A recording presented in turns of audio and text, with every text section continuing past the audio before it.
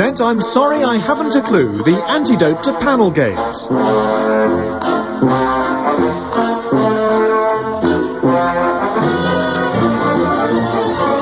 At the piano is Colin Sell, and your chairman is Humphrey Lyttelton.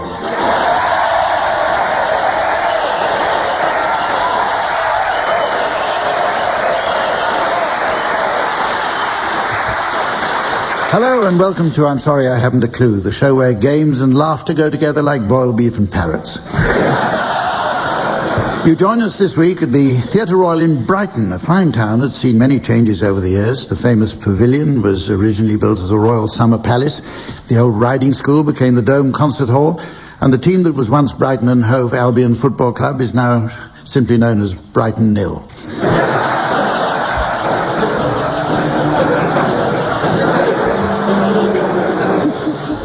Trendy Brighton is nowadays an eclectic mix where it's possible to immerse oneself in the delights of 1990s popular culture and then happen by chance upon faded, run-down remnants of an era that long ago fell from fashion. Let me introduce the teams. They are, on my left, Barry Cryer and Graeme Garden.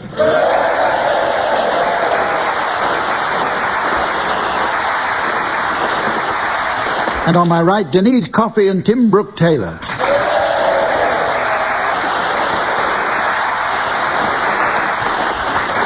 I'm afraid our usual scorer, Samantha, isn't here tonight as she's just moved... Well, she's just moved her contract service business to a first-floor flat.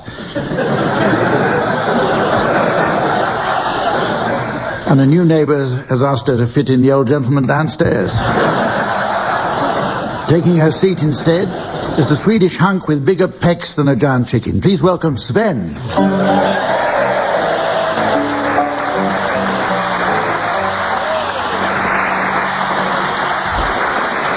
Right, we'll start with a round of historical headlines. Before the invention of printing teams, world events were recorded on vellum, laboriously hand-printed by monks. They might take years to complete each beautifully illuminated page, which was then displayed on the monastery walls for inspection by local peasants. Sadly, none of them could read a word. But they did find that the vellum was up to 30% more absorbent than their usual brand, and very soft on the skin. In this round, teams, I'd like you please to suggest headlines that might appear in today's papers reporting great events of the past. The event is Napoleon's defeat at Waterloo. Barry, will you start, please? Daily Mail, just before the battle, actually. Bonaparte escapes, Home Secretary sacks governor. Here's one from the Sun sports page. Waterloo, ah, nap, oh la la. The stage, Wellington gets Bonaparte. Graham. And a report in the Times. New railway terminus opens. Duke of Wellington wins first prize in Choose a Name for the Station and Win a Metro competition. Travel Trade Gazette, Napoleon's 1815 holiday ruined.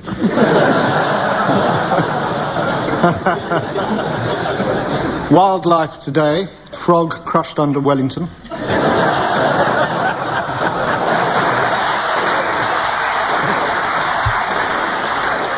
Here's another one, and if we can do this one in the right order now, we'll start with you, Tim Brooke-Taylor, and then go to Barry Cryer. Oh, Lord. Because otherwise the chairman gets confused.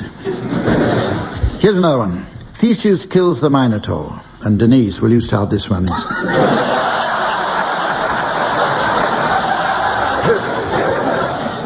From the New Labour Gazette, New Labyrinth. The Guardian, Cretan bull to become leg end. Funny enough, Tim, on the same page, Really? Theseus kills Minotaur in Crete.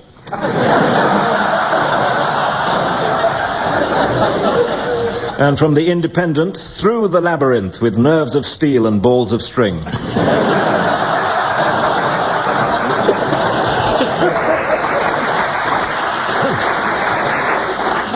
Hairdressers Weekly, hairy monster in Grecian 2000 BC. The Times, genetic experiment ends in disaster. Telegraph. Crete Airport can now go ahead. Swampy not pleased that tunnel's been cleared. It's now time to play a round called One Song to the Tune of Another. A game so quintessentially simple it needs only the shortest explanation.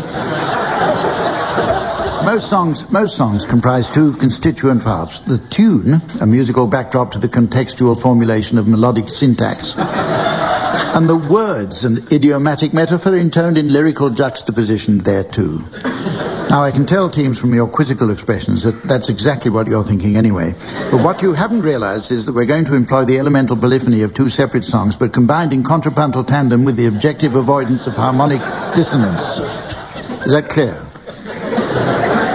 So, where's the challenge in that, I hear you cry? Well, let me introduce Colin Selden, his piano accompaniment.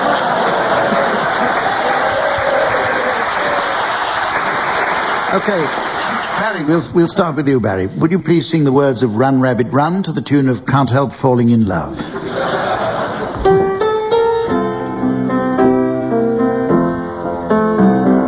Run, rabbit, run. Rabbit, run. Run, run. Run, rabbit, run. Rabbit, run. Run, run.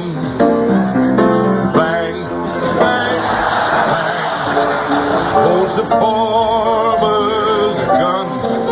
So run, rabbit, run, rabbit, run, run, run. On the farm, no poor rabbit. Because I grab it, they jump and frolic whenever I go by. They know I help them dodge the rabbit pie. So run, rabbit, run, rabbit, run, run, run.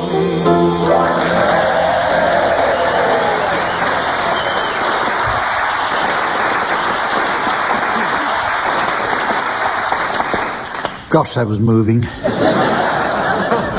Denise, would you please sing the Pink Floyd classic Another Brick in the Wall to the tune of Do Re Mi?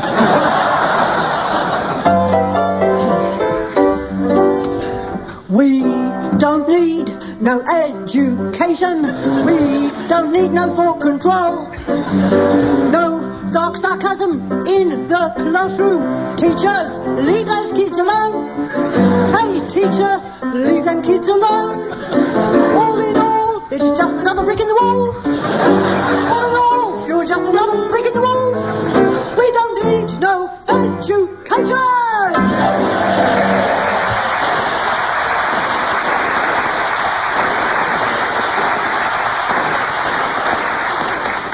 Graeme, would you please sing My Old Man's a Dustman to the tune of Scarborough Fair? Some people make a fortune, others earn a mint. My old man don't earn much. In fact, he's flipping scheme. Oh, my old man's a dust man. He wears a dust man. He wears go-blimey trousers, and he lives in a council flat. He looks a banana in his great big hobnail boots. He's got such a job to pull him up that he calls them daisy roots.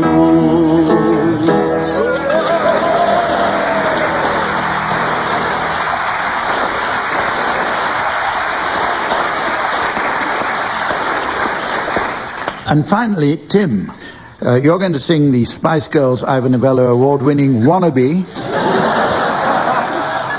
to the tune of Model of a Modern Major General.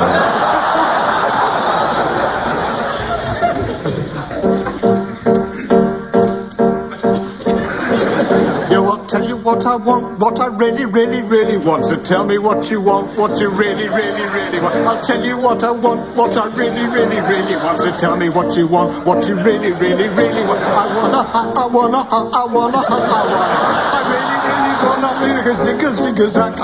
if you want my future, forget my past. If you want to get with me, better make it fast. If you want to get with me, better make it fast. If you want to get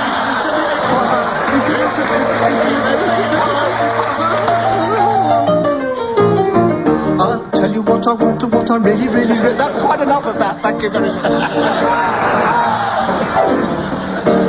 Thank you.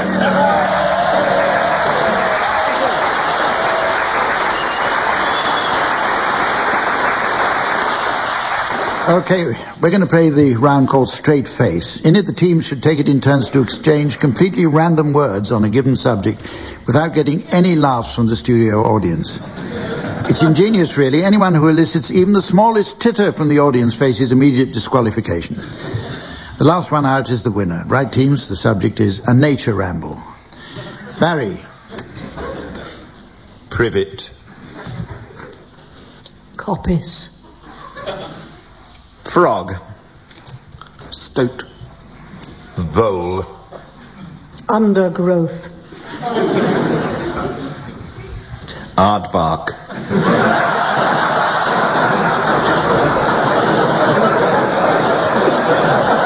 don't understand that at all. Cuckoo. Pat. As in cow. Well, or out of cow. Convolvulus. Toad. Dung. Tit. Chaffinch. Titter. Sorry, Denise. I definitely picked up a titter. Sorry.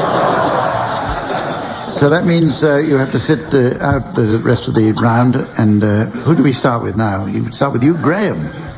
Weasel. Flies. Rapeseed. Log. Condom. A titter, or is it a sneeze? I don't know. Yeah, sorry, who was that? You, Barry, you're out. What? Right. So arbitrary, this. It's a head-to-head now between Tim Brooke-Taylor and Graeme Garden. And you start, Tim. Trees. Miss Elkins. Wasp. Bee. Bog. Paper.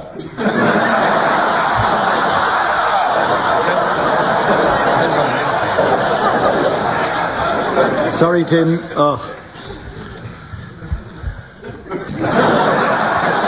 So Graeme wins. Graham's the winner, yes.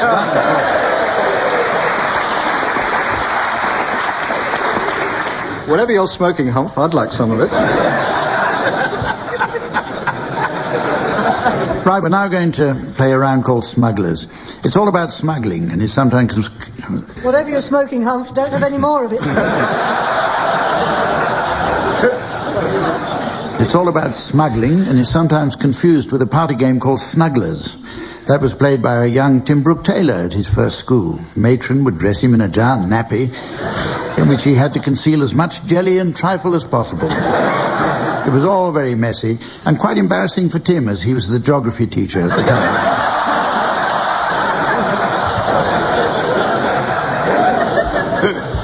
Happy days. In our round, each team will take it in turns to be customs officers, while the opposing team attempts to smuggle the names of certain contraband items past them. We'll start with you, Tim and Denise. I'd like you to try and smuggle through customs the names of various types of alcohol. And Barry and Graeme, you're the customs officers. If you think you've noticed an illicit item, you should buzz to challenge. Is that all right? Yeah. Okay. Start with you, Tim. Excuse us, we're a little breathless. Only caught the ferry by whiskey just as it was leaving port. Isn't that so? That was the chick, yes. I'll tell you, I've got to tell the listeners at home that this is rather a nice new device which I've specially ordered. It's a buzzer which won't stop unless I press a button here. Luckily nobody noticed. It's a red button. Okay, where were we? Whiskey and port. Yes. Yeah, I think I'll allow that. What happens now?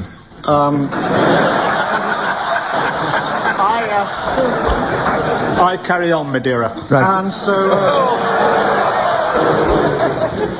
Yes, you remind me, you know, that happened to my Auntie Ethel, alcoholic, of course, had a double in methyl, hated spirits, went TT, and then into all the races until she lost her bottle. Sorry, was that a buzzer? Oh, we had ethyl alcohol and methyl hated spirits. You're actually taking this seriously. So they should. Trying to remind Humph of the rules. Go on, Tim.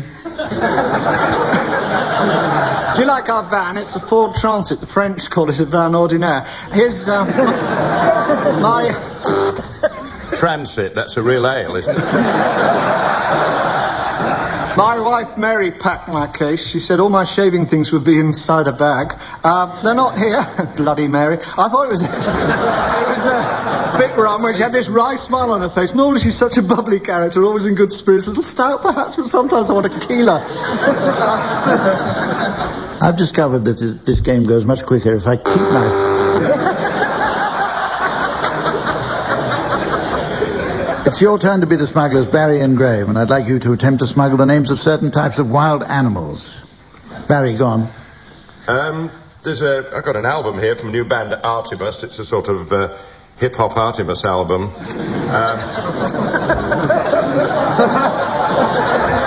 So much stuff in these cases. Look at this. We've got a baby's bottle and teat. What else? Challenge there from Denise. Hippopotamus.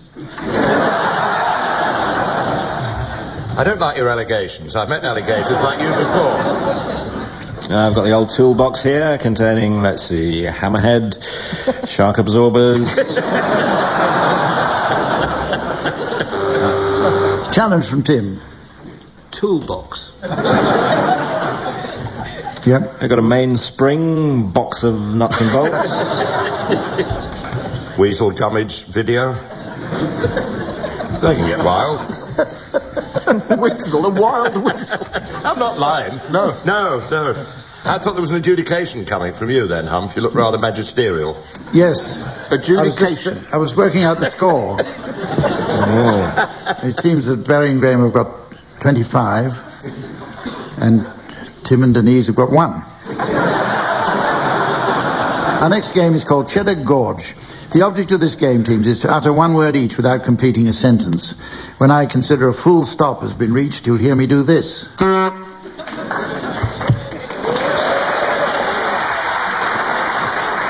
To complicate the game needlessly, each word should begin with the same letter, and this week's guest letter is T. Barry, will you start, please? Tom. Talked. Tolerably. Twice. 2. Tedious. To. Talk. Torridly. Transatlantically. Though.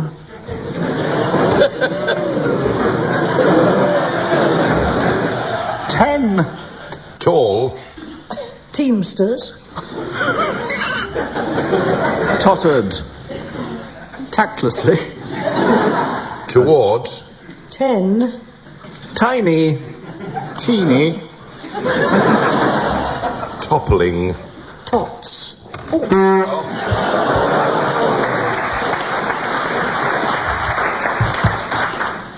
It says here, if that didn't go on too long, they could try another sentence with the letter H. Well, I think it did go on too long. We'll do another one. Let's be sporting. We'll do another one. And we'll start with you, doesn't matter, Tim. Here. Harry. Hollered. Hey. Right.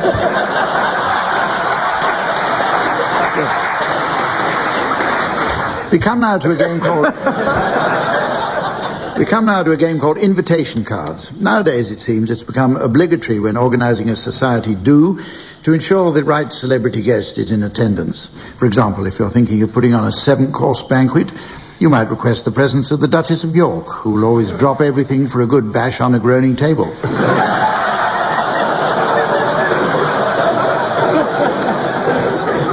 for the type of evening, specially printed invitations are de rigueur. That's French for you've got to do it. So teams, I'd like you please to suggest invitation cards to suit particular society events. Barry, will you start, please? The Larder Drivers Club. The invitations for the dues said 7:30 for 11.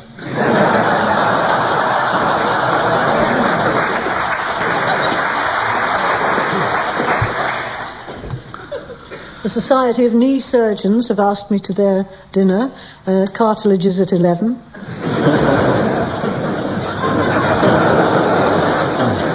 The committee of the Agoraphobic Society will be at home. You're invited to the psychic's ball. You know where, and we know you're coming.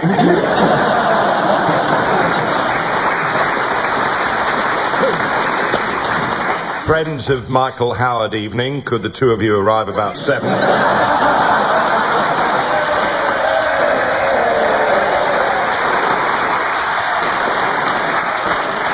Two of you?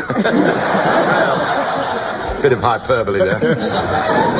Everybody here is invited to the International Institute of Lethargy and Procrastination's banquet cabaret, Dancing Till Dawn, August the 17th, 1982.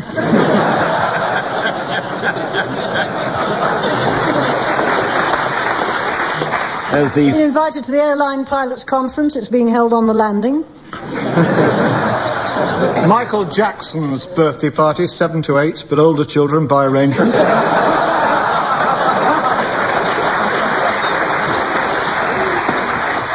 And the Fighter Squadron reunion, 7:30 for 8, bandits at 12 o'clock.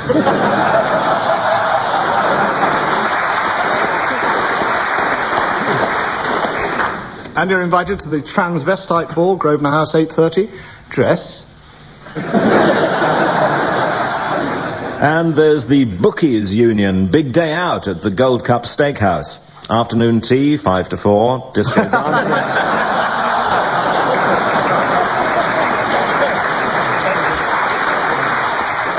Very good. Now, this next round's called Just a Minute, and it's a musical version of Just a Minute, which listeners will recognise as the wildest favourite, hosted by the uniquely talented Nicholas Parsons. And it's said that when Nicholas Parsons was made, they threw away the mould. However, it does grow back occasionally. So he has to be wiped down with Dettol. Teams, I'd like you to sing along to a song of my choosing without repetition, hesitation, or deviation. And the team not singing may buzz to challenge. Musical accompaniment will be provided by Colin Sell, who tells me that he's thinking of branching into artist management. Apparently, he has this dream of handling the Spice Girls. Mrs. Sell says it's the only thing that gets him up in the morning.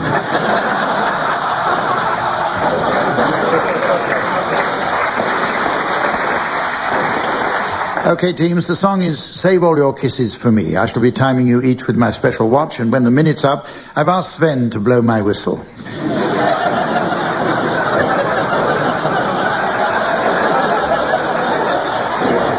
He's just popped out for a pee.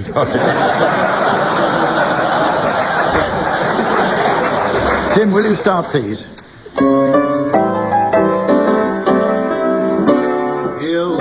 Save your kisses for me. Be careful with your osculations in my direction. Bye-bye, baby, ta-ra. Don't cry, honey. Please don't be lachrymose. Gonna walk out the door, but I'll soon be back for more. Say your... Repetition is saved, surely. You didn't buzz. I did. It was all right when it left me.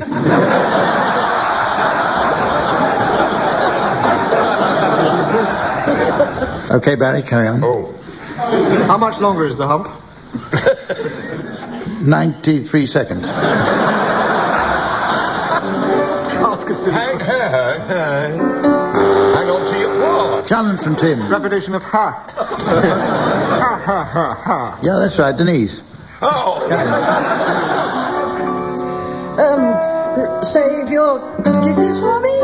Retain all your your poutings towards my lips. Au revoir, small offspring. Adieu. Don't drizzle, honey. Please stop snivelling. I'm going to walk out the door, but I'll be back for some more osculatory thrills on my behalf. Please, Challenge that. I buzzed myself.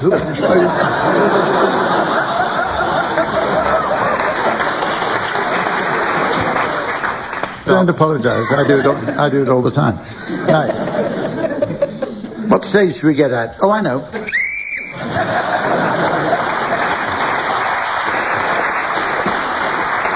Well, it's nearly time to say goodbye, but not before we have a round of Cobblers Song Book and enjoy some tunes devoted to shoes. So, as Sven has spotted a nice pair of loafers he thinks might be suede,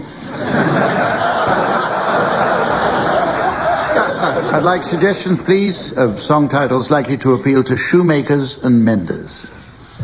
David Soul sings Peggy Shoe. God, that's the best one. Flip-flops keep falling on my head. Goodness gracious, great balls of feet. High heel, it's off to working deal. Tomorrow, they'll be ready tomorrow.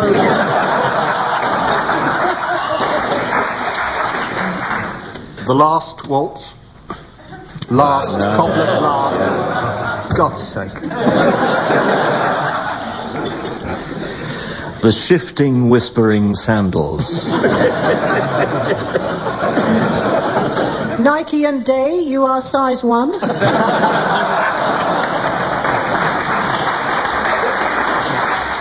Someday my plimps will come.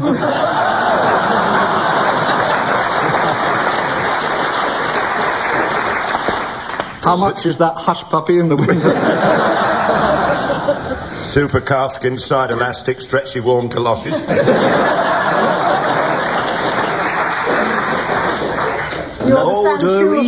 Odor eater, men have named you. Corn free. Just a tongue at twilight.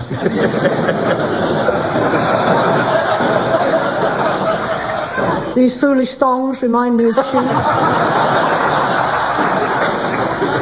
And so, ladies and gentlemen, as the delinquent teenager of time tastes the fatal alcopop of eternity, I notice we've come to the end of the show. So from Sven, myself, the teams, and the good people of Brighton, until next week, goodbye.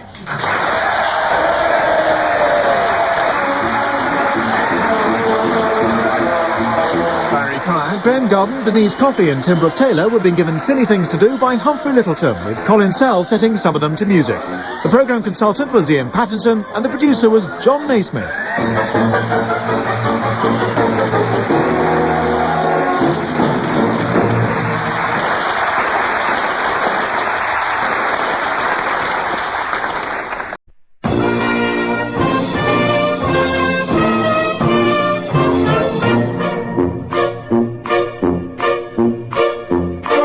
Present I'm Sorry I Haven't a Clue, the antidote to panel games.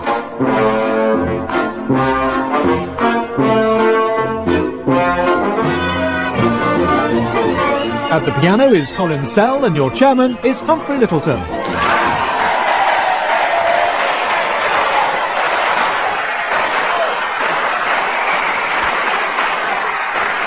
Hello and welcome to I'm Sorry I Haven't a Clue, the show that is to comedy what Florence was to the Renaissance. And Zebedee was to the Industrial Revolution. You join us today as guests of the Marlow Theatre in the fine city of Canterbury, where historic events have been the inspiration for many works of literature. The most famous must be the tales of Chaucer's Pilgrims, but of course T.S. Eliot was also stirred by the story of Thomas Becket to write his Old Possum's book of practical cathedral murders. Canterbury today is an interesting mix of traditional and modern buildings due to the large number of bombs dropped during the last war. Even now the authorities regularly uncover unstable cases carrying decaying material which have to be handled with the greatest of care. Let me introduce 4 of them.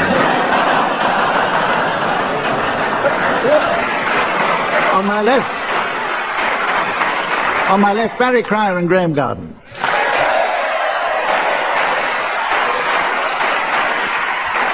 On my right, Tim Brooke-Taylor and Stephen Fry.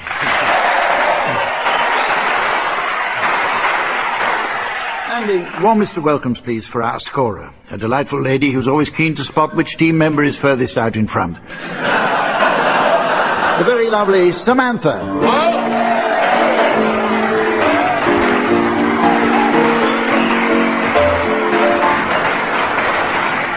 Okay, our first round is called Euro TV and Radio Guide. Now, I'm sure that there are many British TV and radio programs that with only a few minor adjustments would keep our European neighbours entertained.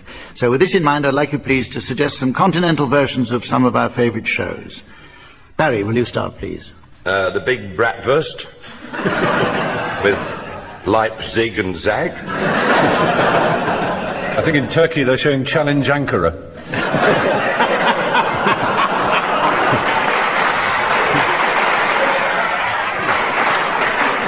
And from Germany, It Ain't Half Dortmund. And from Spain, Flog the Dead Donkey.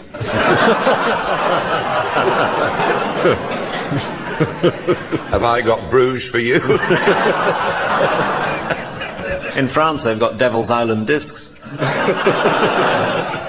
Also in France is Encore l'addition, which is just a repeat of the bill.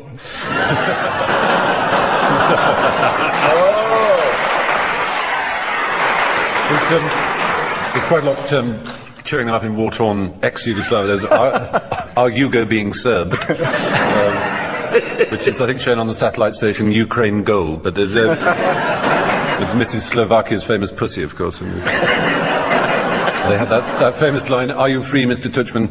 "Yes, I am, although I have been sentenced to 10 years for war crimes."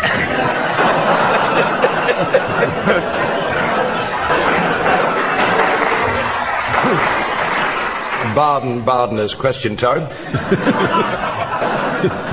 Emmental Farm. Friday night is Munich night. They tried Michael Burke's 999 in Germany, but it was a no-no. No.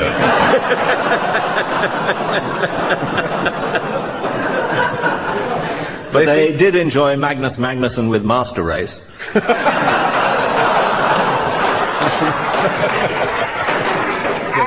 And they think it's Moldova.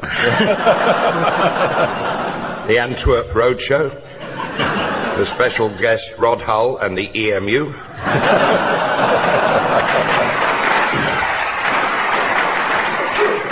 But they're also showing Croatian Street, I believe. And Montenegro's Flying Serbians.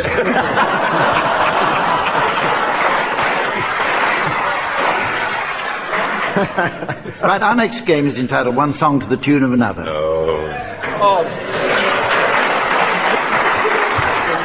As the team seem quite incapable of remembering how it works, I've devised this simple aid memoir. The device referred to as One Song is actually comprised of 2 quite separate component parts. The lyrics, which for ease of working we'll call Part A, and the music, or Part B. Let's suppose we have 2 songs, Song C and Song D. So that's 2 parts A and 2 parts B. Now, I see the teams trying to add up on their fingers, but let me put them out of their misery by telling them that we have proved that A1 plus B1 equals C and A2 plus B2 equals D.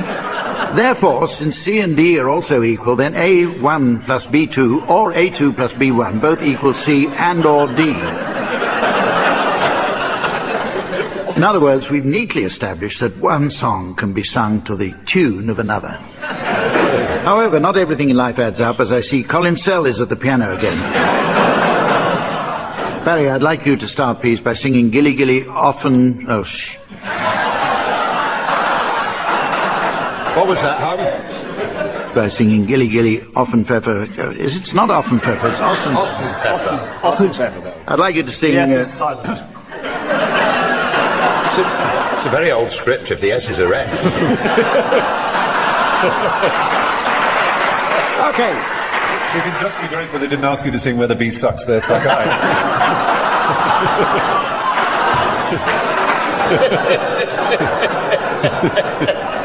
Barry, order, please.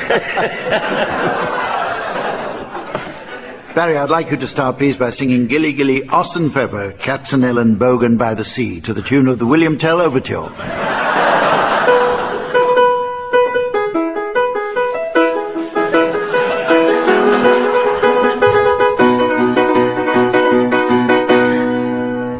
There's a tiny house by a tiny stream, where a lovely lass had a lovely dream, and a dream came true, quite unexpectedly, in Gilly Gilly, Oss and Feather, Katzenell, Bogan by the sea.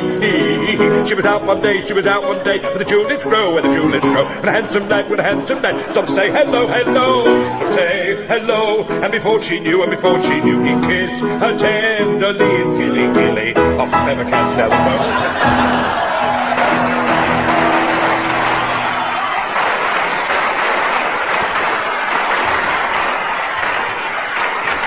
Your turn, Graham. Would you please sing the words of the theme to Robin Hood to the tune of Edelweiss?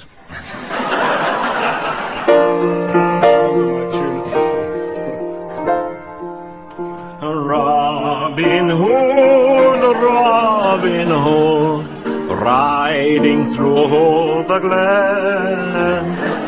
Robin Hood, Robin Hood, with his band of men. Feared by the bad, loved by the good, Robin Hood, Robin Hood, Robin Hood. He called the greatest archers to a tavern. On the green they vowed to help the people of the king. They handled all the trouble on the English country scene, and still found plenty of time to sing. Robin Hood, Robin Hood, riding through the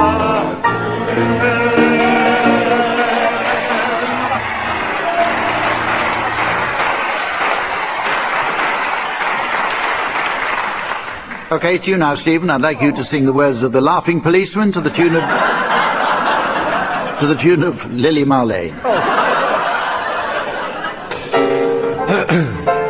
I've got Van Gogh's here for music. I know a fat old policeman. He's always on our street. A fat and jolly red-faced man. He really is a treat. He's too kind for a policeman. He's never known to frown. And everybody says he's the happiest man in town. Hello. Keep up with it. Ha ha ha ha ha ha ha ha ha. Ho ho ho ho ho ho. Ha ha ha ha ha.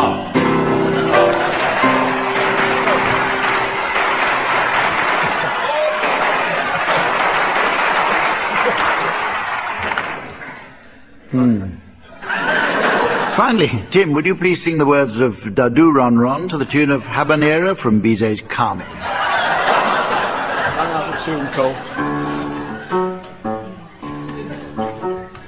I met him on a Monday and my heart stood still. Dadu Ron Ron, Dadu Ron Ron. Somebody told me that his name was Bill. Dadu Ron Ron, Dadu Ron Ron. Yes, my heart stood still. Yes, his name was Bill. And when he walked me home, Dadu Ron Ron, Dadu Ron Ron. He knew what he was doing when he caught my eye. Dadu Ron Ron, Dadu Ron Ron. He looked so quiet, but my oh my, Dadu Ron Ron, Dadu Ron Ron. Yes, he caught my eye. Yes, my oh my, when he walked me home, Dadu Ron Ron, Dadu Ron Ron.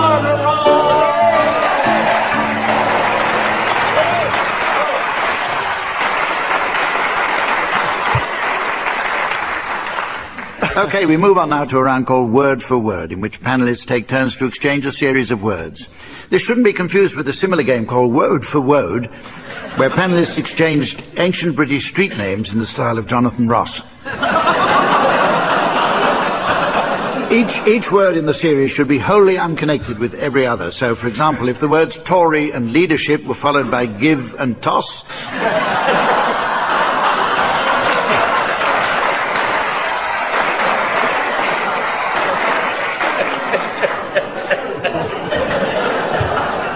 then that would be quite acceptable. The opposing team should buzz to challenge if they believe a connection has been made. OK, you can start, Tim and Stephen. Off you go. Both of us at the same time? I don't care. Goat. Frangipani. Sceptre. Oily. Liver. Snub. Strawberry. Challenge from Barry. Strawberry Snub. Big band in the 60s. I remember the Oily Leather album. That's a bit before my time, so... All right, carry on, Barry, then. Oh. Cusp. Bacon. Gusset. Egg. Challenge, then. Stephen. Egg gusset's my favourite pudding. I like a nice egg gusset with nutmeg on. No, I don't think I'll agree with that one. So whoever was talking, go on talking. Sausage. Plinth. Nude. Another challenge from Stephen Fry. The artist formerly known as Plinth was often nude.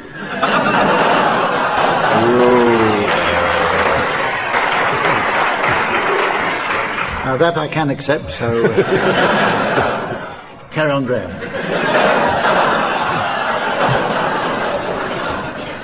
Basil. Prosthetic. Hip. What?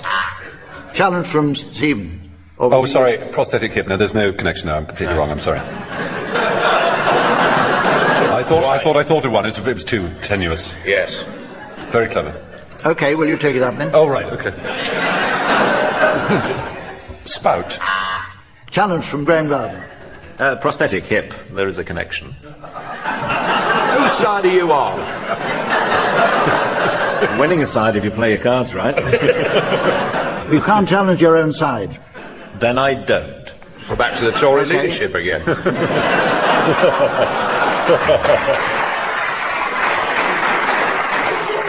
I think we've had enough of that, don't you? Yeah, I think. Oh, more than enough. Our next round is called Uncommentators. In this round, I'd like each team to doggy paddle upstream along the river of time, revisiting key moments in history. They should then provide descriptions of these events in the style of some of today's more interesting social commentators. Barry and Graham, I'd like you to start, please, by providing a commentary on the Battle of Hastings in the style of a local radio team. Tonight on Look Here, South. Why school children all over the southeast will be missing out on Easter eggs this Christmas. But first, the news with Jenny.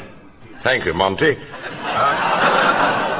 Hundreds of French tourists are flocking to Hastings today, so we went out and about to ask the locals what they think of this invasion. Oh, we welcome them. We expect to do a roaring trade. What trade are you in? We're arrow sharpeners. And you, sir? Thank you. Back to you, Monty, in the studio. Thanks, Jen. And first, today's big story. King Harold is on a walkabout through the town centre after opening a new branch of Specsavers.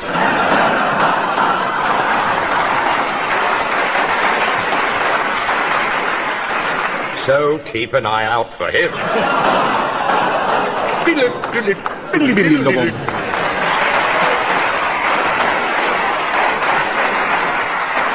Right, now, Tim and Stephen, I'd like you to provide a commentary on the assassination of Julius Caesar in the style of cricket commentators. It's Cassius running in from the Senate House end there. But, what do you think of it so far, Fred? I don't know what's going off. I really don't. In my day, it were all Greek to me. It's pretty surprising to see a Roman batting without a helmet. There's good crowd here this morning. Bank holiday, of course, the Ides of March. All the banks of the Tiber are closed.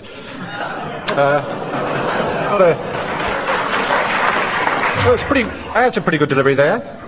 I think it was only a leg cutter, though. But there's an appeal, big shout. What do you reckon? That's not out. He was never out. It was always missing leg stump. He's got to bang it in. He's come to bury Caesar, not to graze him.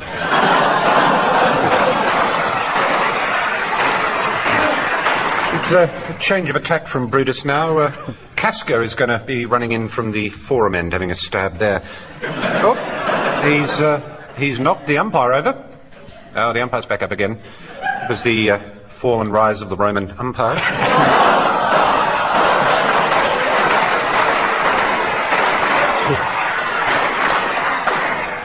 He's a pretty good choice, actually. He can move it about. He swings both ways. Yeah. I believe there was a rumour of gold tampering behind the pavilions. Oh, that's a better one, and he's out. He's out, the finger's gone up. He's out, the finger is up, the finger's definitely up. Oh, yes, he doesn't like that, certainly. He's very, very cut up about that one. I believe the next man in is Mark Antony. Not a chance. He's stone deaf, is Mark Antony. He'll be run out. He won't be able to hear his partner. Unless some friend, Roman or countryman lends him their ears, of course. So, that's it from us. So just time for some a slice of cake. I've had one. Have you had one, Fred? Yes, I've had two, Brucey.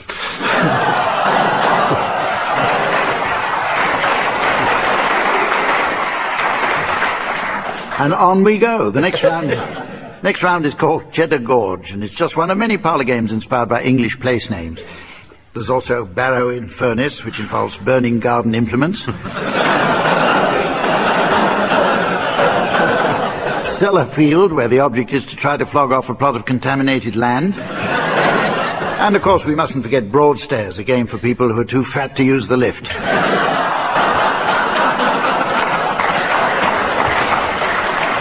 Right, in this game, the teams take turns to say one word at a time in order to construct a sentence, but without ever completing it. If I judge that a full stop has been reached, you'll hear a sound like this. As Samantha blows my horn. Right, the subject of this week's sentence is my first date. Who wants to start? Okay, Graeme. My first date was unbearably Sweaty. and yet somehow Strangely. in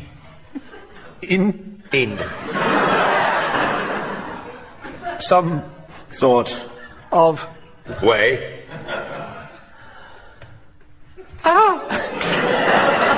comma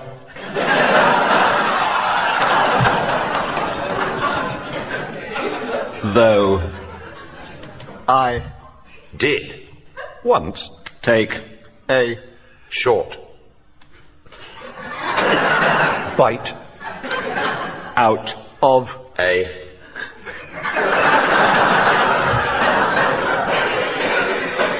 steamily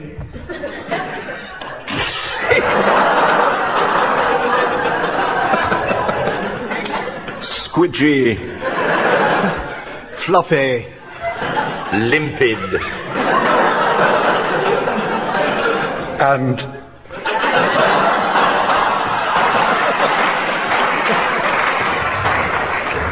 unfortunately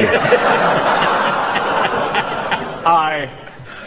didn't unless you Count. a chicken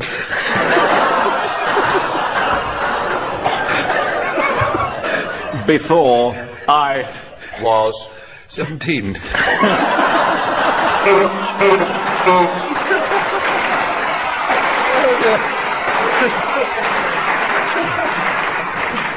Well, teams, I'd love to go on playing that game. But it's now time to play the game called Just a Minim, an entertaining version of the panel game Just a Minute. The original is hosted by the irrepressible Nicholas Parsons, whose voice is believed by many to hold miraculous powers. He once managed to make a blind man deaf.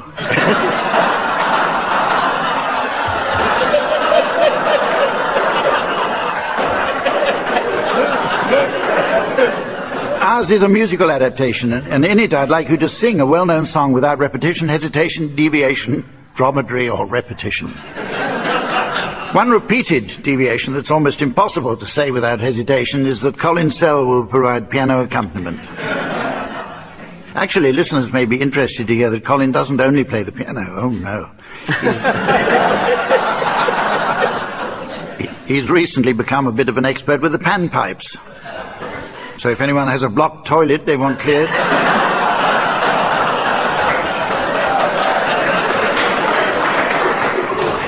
just give him a ring. OK, the song is Hound Dog. And Tim, will you start, please?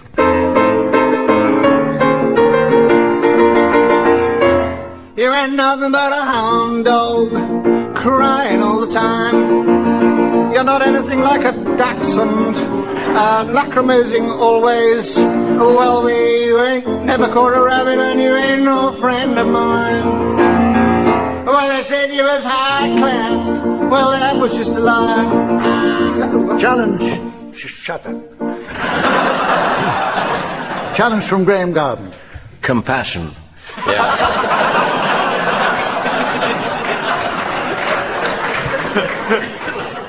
Well, it's so nice of you that I think you can carry on. Oh. Well, they said you was high class. That was just a lie. You never caught a rabbit and you ain't no friend of mine. You ain't nothing but a hound dog, crying all the time. You what? Challenge from Stephen. This is almost exactly what Tim was singing. Word for word, in fact. Really was, wasn't it? Yeah. But I hadn't sung it. No. Ruling, Humph, ruling, please. Barry, you start again. Oh, where we got to? When they said you was high class. Thank you, Colin. Well, they said you was high class. Well, Challenge from Tim. Repetition, Colin's just said that.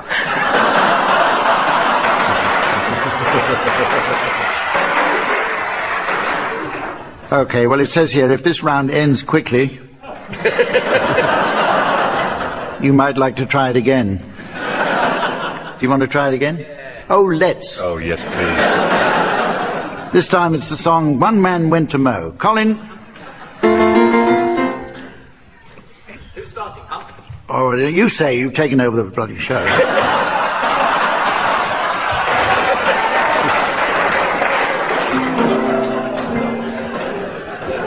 Okay, Stephen. Oh! Right.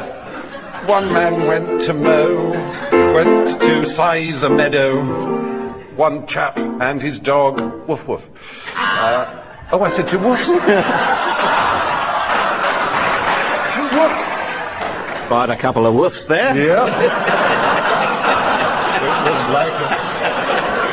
It's like one of those Channel 4 themed weekends, wasn't it?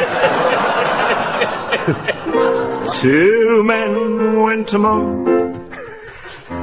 Disappeared, intent on what? Repetition of went to mow. Yes, but you're allowed to use words in the title. You're only the chairman. Wait to mow. Went to mow. Well, it says it's nearly...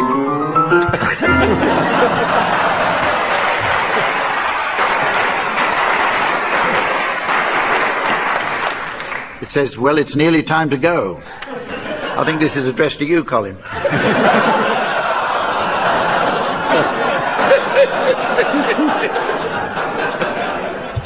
But before we do, I'll do my best to squeeze in a final round of Weightwatchers Song Book.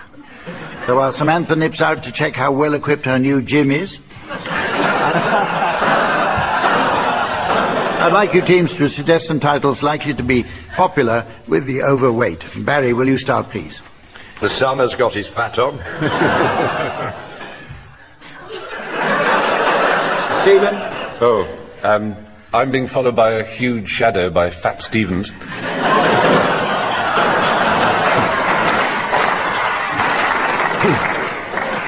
Lurpak, be a lady tonight.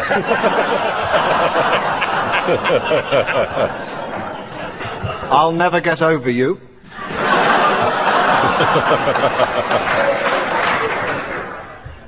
Chubby, chubby, cheek, cheek. Reach out and I'll be there. there, and there. Super calories, fudge and pasta, eggs and veal. Atrocious. My sweet lard. I, who have stuffing by a burly chassis.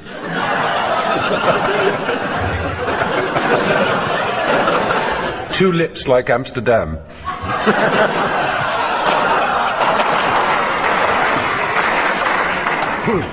I talk to my knees. They're not visible to me. It's an itsy bitsy yellow polka dot marquee. When the red robin goes flob, flob, flobbing along. 50 ways to lose your blubber.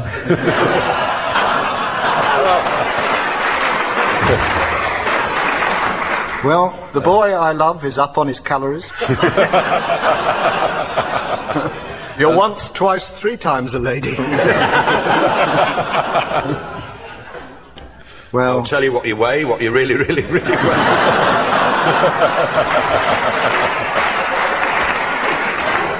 By the cellulite of the silvery moon.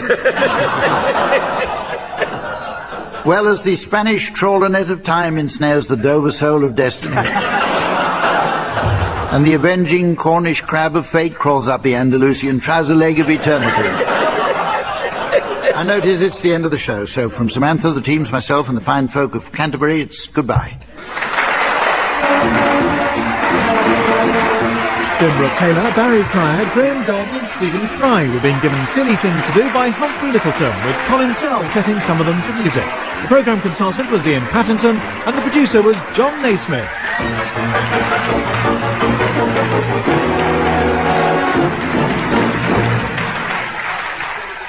And there'll be more silly things to do at the same time tomorrow. But don't forget tonight's BBC 7 Comedy Club, opening up at 10 with Goodness Gracious Me.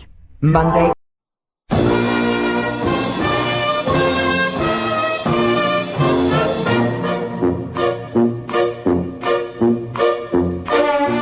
We present I'm Sorry I Haven't a Clue, the antidote to panel games.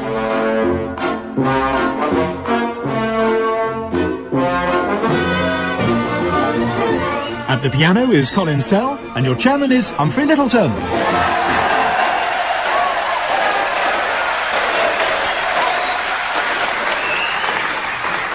Hello and welcome to I'm Sorry I Haven't a Clue. You join us this week in the splendid town of Harrogate in Yorkshire, where I read that as early as the 16th century, William Slingsby discovered a local spa. Visitors to the town through 4 centuries have been amazed by the health-giving properties of the water here. Today, of course, visitors are amazed to find that Harrogate Spa is the only source of water of any description in York.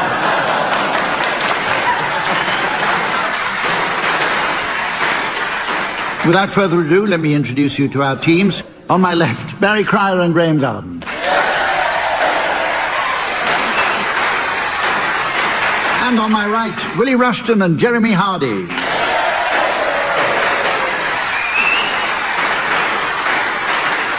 And finally, a lady ever willing to oblige when the teams are keen to score, the lovely Samantha.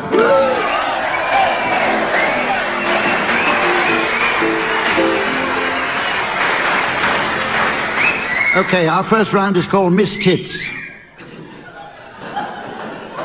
Is that the Queen? Patrons of the performance arts will know that nothing sells better than a good title.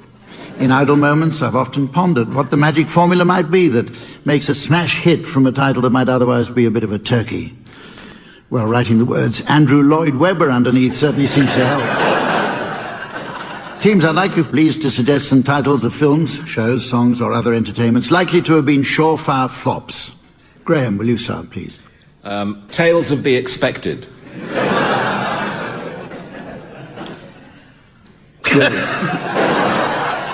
No, what? Jeremy, sorry. 7 Dwarfs for 7 Samurai. Barry. Death in Venice. Willie. Sleepless in Sheffield. Right, this time round you can all do it in any order you like. In fact, like the last time round. Give my regards to Broadmoor. The larder in red. Natural-born grocers. The remake of Marathon Man called Snickers Man.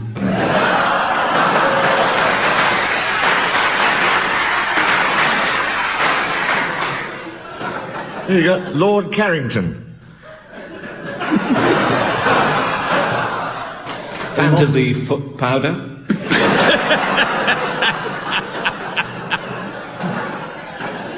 Gonorrhea with the wind.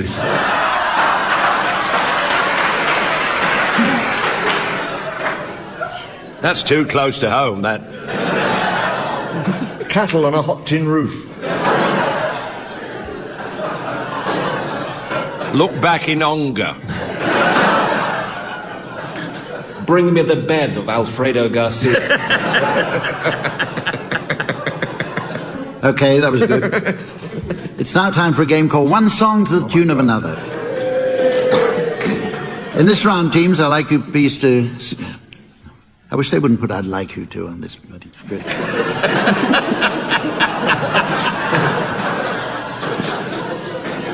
I have to read it with a voice vibrant with sincerity. It's harder every week. In this round, teams, I'd like you please to sing the words of one well-known song of my choosing and attempt to fit them to the tune of another. You'll be accompanied on the piano by Colin Sell. You know, it's a funny thing, but even after all these years, the sound of Colin's playing still makes me want to clap.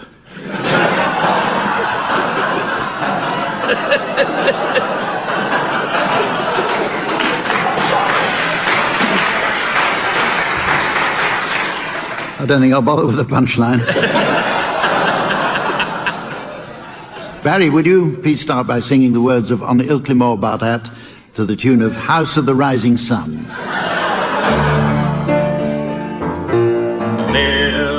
Ilklimoor Bartat on ilk. Ilklimoor Bartat on ilk.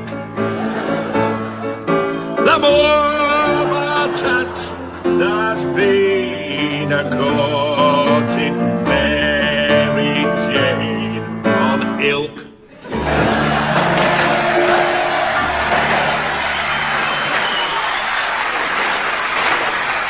Okay, Jeremy, I'd like you to sing the words of Kung Fu Fighting to the tune of Scarborough Fair.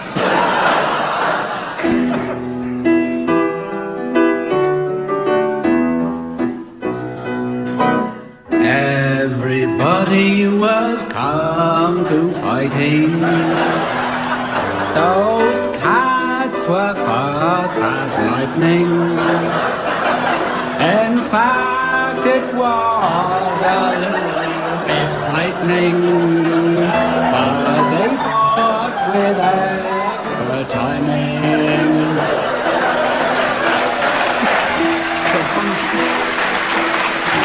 Funky Chinaman from funky Chinatown.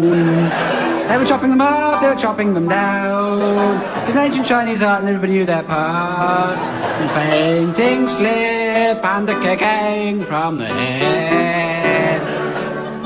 Should we stop there?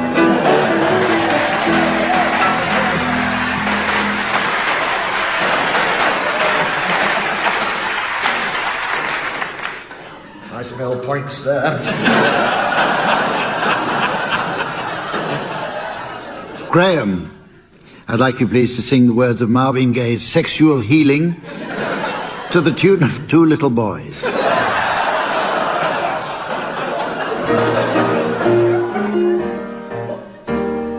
Oh, baby, now let's get down tonight. Baby, I'm hot just like an oven. I need some loving, baby. I can't hold it much longer. It's getting stronger and stronger. And I get that feeling.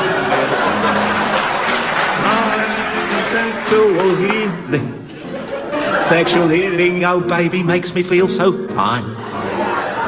Helps to relieve my mind. Sexual healing, baby's good for me. Sexual healing is something that's good for me whenever blue teardrops are falling. And my emotional stability is leaving me like the tune. There is something I can do at the animal hospital. I can get up and call you up, baby. Say, honey, I know you'll be there to relieve, 'cause the love you give me will be...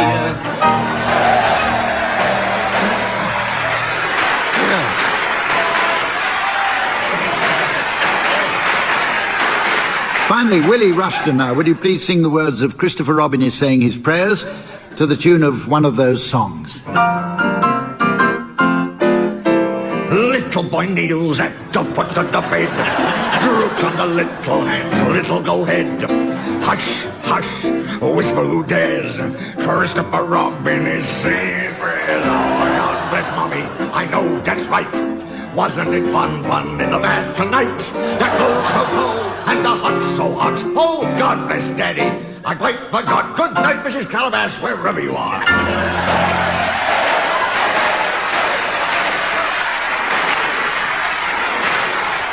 Okay, our next round is entitled Antiques Roadshow. And as you might guess, it was inspired by the popular TV show where the presenters try to make some old rubbish sound interesting, while greedy punters are hoping that they've got a fortune. That's the National Lottery Live. So, teams, I'd like you please to take turns to be antiques experts and members of the public who brought along an object that they'd like the experts to identify and value. However, only the punters will know what they've brought along. The experts should ask them questions in order to help them identify the objects and so value them. Right. And you're going to be our first experts, Barry and Graeme. Willie and Jeremy, you're the punters. Have you brought your object with you? We have indeed, Humphrey.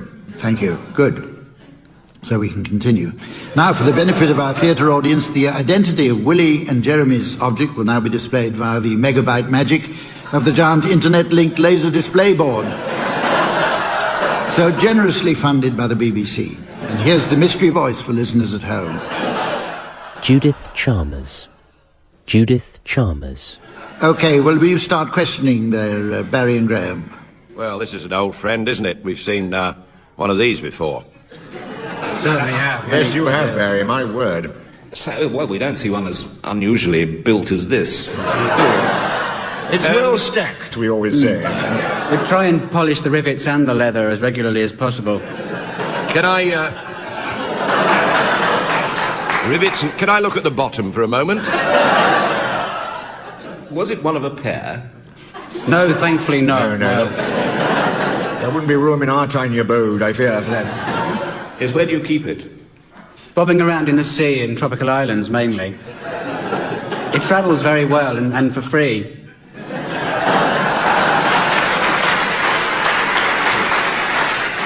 You see a lot of these on holiday, don't you? You do, yes. Is this one of the Chalmers collection? It is indeed. Now, which one? That's it. It is a 20th century British Chalmers. Very well done. You've done well. And would you like to... How much do you have it insured for? Would you like to value it? It's almost priceless. My grandfather's been using it as a doorstop for many years. It's changed colour through the years as well, I noticed. OK, well now, wait a minute, hang on.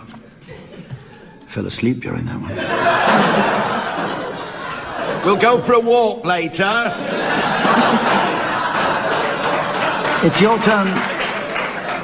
It's your turn to be experts now, Jeremy and Willie, and Barry and Graeme.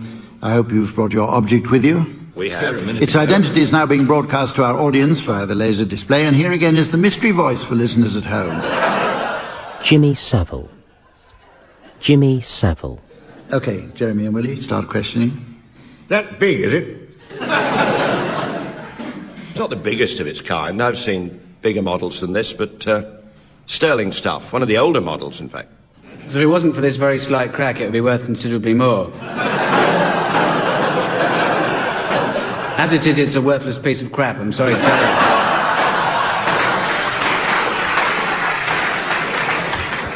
Now, where we're very fond of it for sentimental reasons. Yes, and, yes. And reasons of insanity, really, aren't Yes, we? indeed, indeed. And have you any idea what it was originally used for? No idea what it's for at all. It We'd used, like to tell it you. used to decorate ballrooms years ago. How did your great uncle come upon it? Was he a tall man?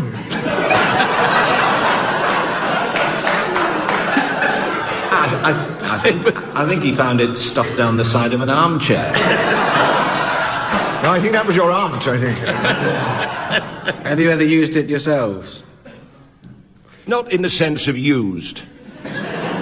We've sat and watched it now and again, wondering why.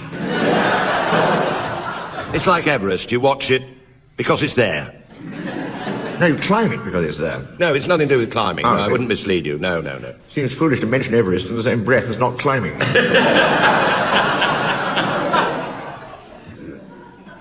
I'm getting rather worried about my gig in Hull on Thursday.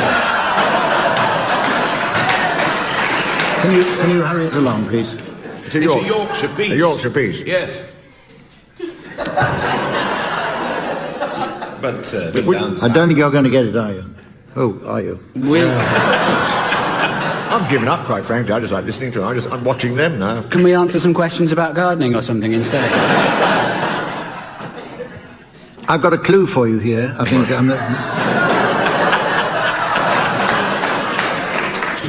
and the clue is Jimmy Savile.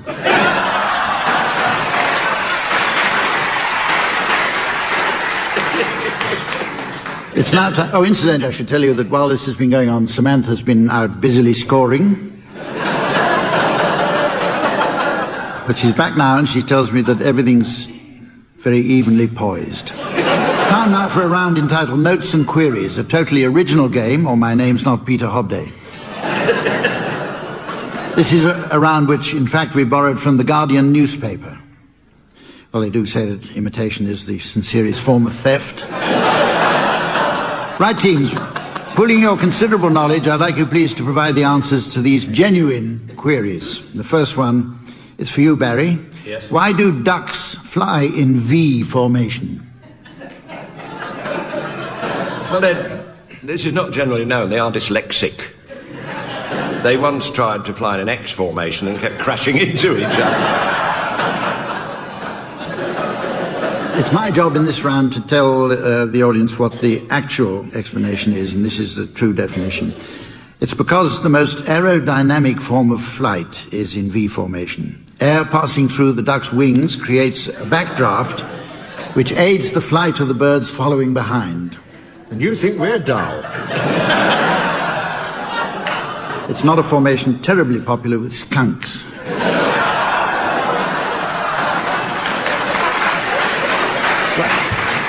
Willie, one for you now. If the gents is closed, is there anything from stopping me nipping into the ladies? Yes. Euro Regulation CP 45397277B, which states in the event of closure of gentleman's lavatory, you may only evacuate in your hat and urinate on the rear offside leg of a Belgian.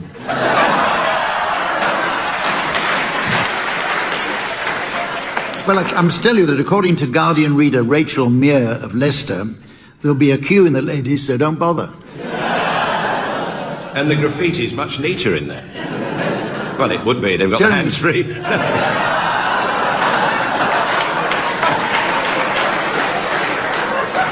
Jeremy.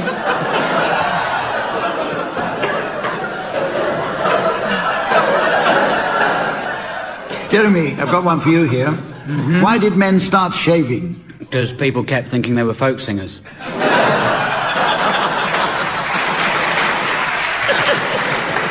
Well, apparently it's so that an enemy soldier couldn't gain the advantage by grabbing his opponent by the beard. Graham, why do washing machines have windows? It's for the cat to see out of.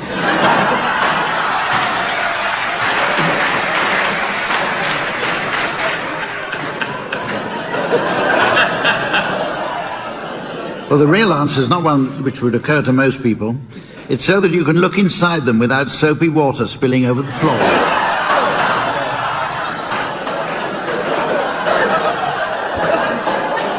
We now come to an old favourite called Cheddar Gorge. It's a game of words in which each player tries his best never to complete a sentence. The winner will meet Nick Leeson in the final.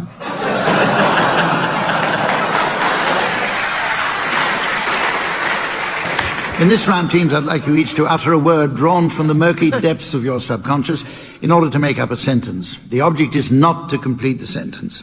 However, to complicate matters unnecessarily, I'd like you each to include a special word indigenous to the county of Yorkshire. And these are, Barry, champion. Graeme, yours is knout. Jeremy, yours is boycott. And Willie, yours is standpipe.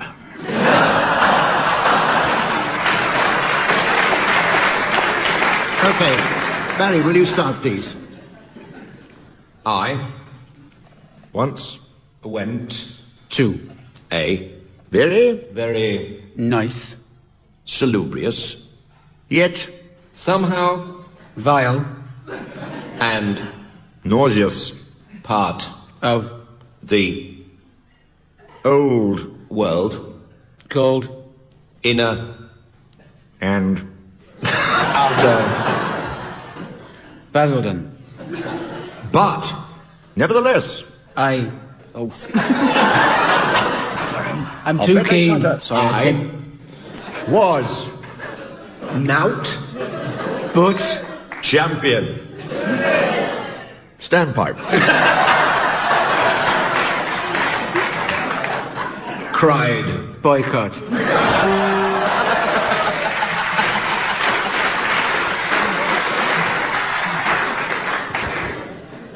Now, the next round is called Police Microphone Action. It's based on the TV programme which shows special security film revealing how the police do such an efficient job at bringing felons to justice. You'll notice that we've changed the title slightly. For some reason they didn't like You've Been Framed. But then who does? In a moment, teams, Samantha will play in for you some revealing sound recordings of various police and criminal activity, and I'd like you, please, to identify the nature of this activity for us. And Barry, you're the first one to go, and the first recording is for you to identify. Hello, dearie. Guten Abend, Liebchen. How are you then? Guten Abend, Liebchen.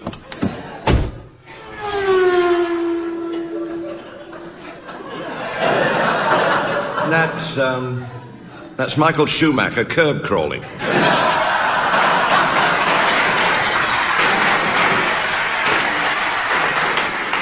One for you to identify now, Jeremy.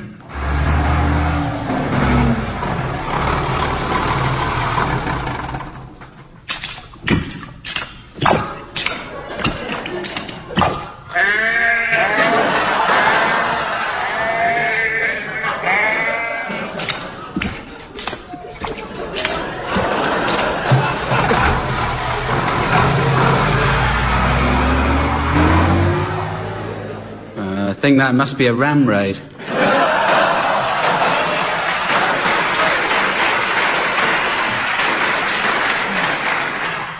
Finally, Graeme, can you tell us what's happening here, please?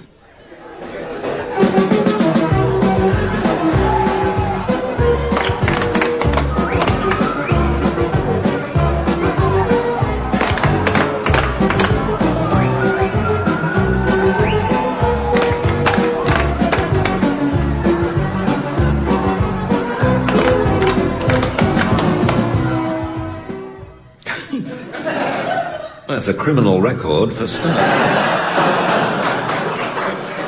I think that was the Thames Valley Police Christmas party. They're all clapping along and proving that we need more bobbies on the beat.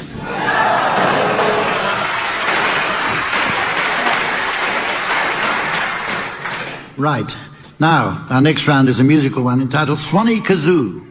There can be few couplings more exquisite than the combination of the ethereal trill of the Swanee whistle with the heady rasp of the kazoo. In fact, I don't think there's ever been such a sublime coupling since Geoffrey Archer met writer's block. Now, teams, in this round, I'd like you please to perform a duet of my choosing on these two fine instruments. You'll be accompanied on the piano by Colin Sell. Incidentally, Colin has been showing me some of the many adoring letters he receives from rock fans. Here's just one of them. Dear Colin, my favourite is granite. What's yours?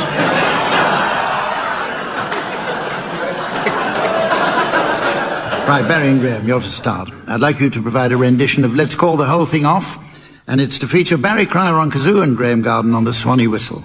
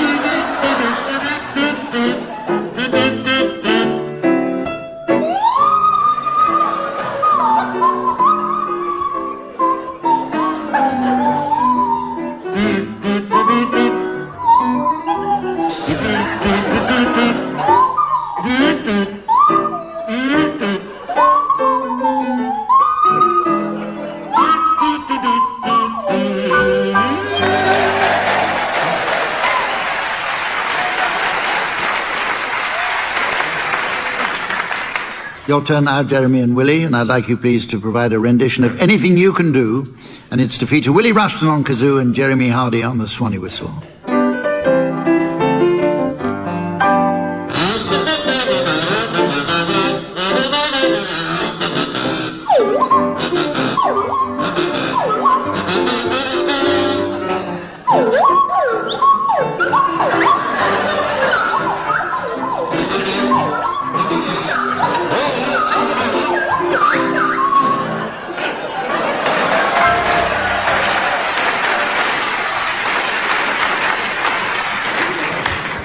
They do say you should always quit while you're ahead.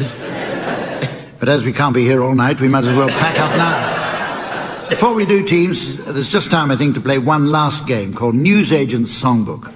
So while Samantha pops out to enjoy a large pull-out supplement, I'd like you teams...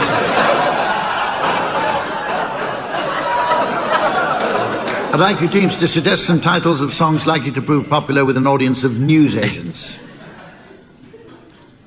Anybody can start. All right. How about Never on a Sunday Times? Horse and Hound Dog. How to Handle a Woman's Own. Come into the Guardian Maud. Drink to Men Only with Thine Eyes. Hello, Dolly Telegraph.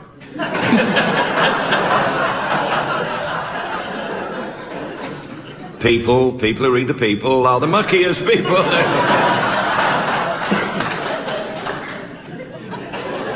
Penthouse of the Rising Sun. Hit the road, Jackie. Someday my sport will come. I left Exchange and Mart in San Francisco. The sun will come out tomorrow, unfortunately.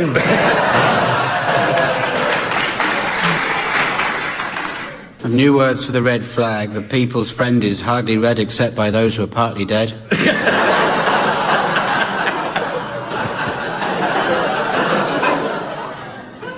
Well, ladies and gentlemen... Washington Postman Pat. Well, as the sandcastles of destiny are being washed away by the incoming tide of time, it's clear that the grim deck chair attendant of doom is shortly be upon. So we better say goodbye for now. Join us again at the same time next week. In the meantime, from Samantha, the teams and myself, goodbye.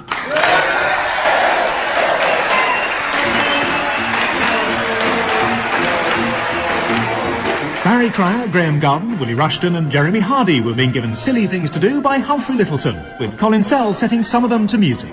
The programme was produced by John Naismith.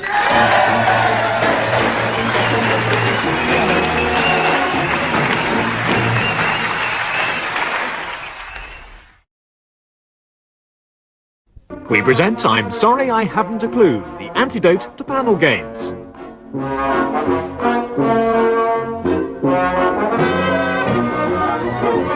At the piano is Colin Sell, and your chairman is Humphrey Lyttelton.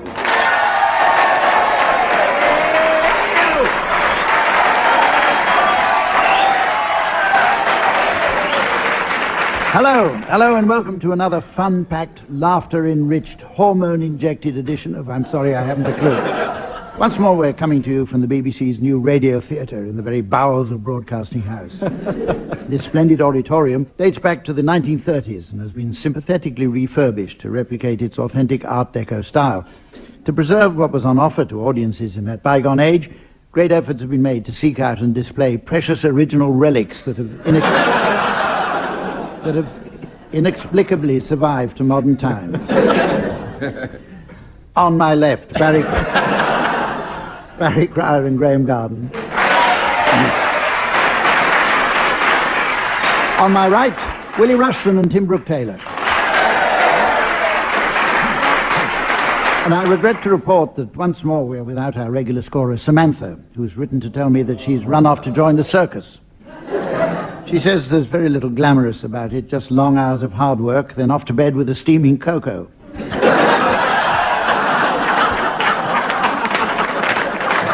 So please welcome again, dressed in a brief singlet and single pair of briefs, please welcome the charming Sven.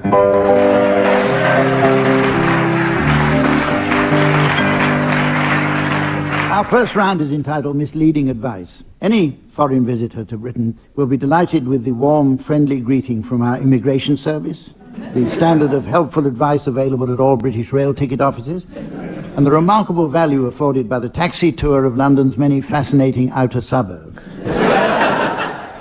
on the journey from Charing Cross to Trafalgar Square. Teams, I'd like you please to come up with some suggestions and guidelines for the first-time visitor to these shores. And Graeme, will you start, please? Yes, don't miss Wimbledon fortnight, but get there early to book the court.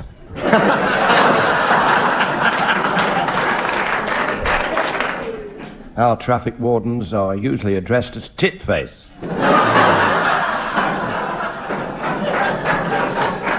Willie. Should you chance upon Germaine Greer during your travels, ask her how her hysterectomy went. For our American visitors, some reassuring advice about water. There are some very good spas in England with wonderful water. Buxton, my own hometown, Malvern, and of course Bath.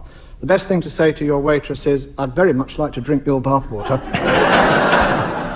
On that score, the English for lavatory is Pizza Hut.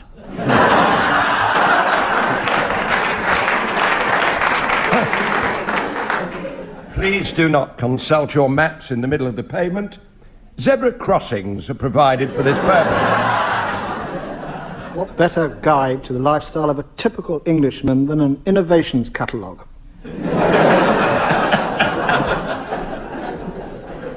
Any more? Right, our next round is an old musical favourite called Pick Up Song.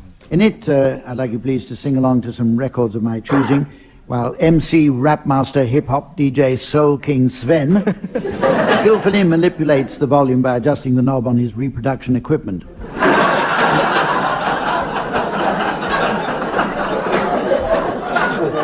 In other words, the music will at a random point drop out. If upon its return, teams, you're within a hair's crotchet of the original, I'll be awarding points, and points mean prizes. What do points mean?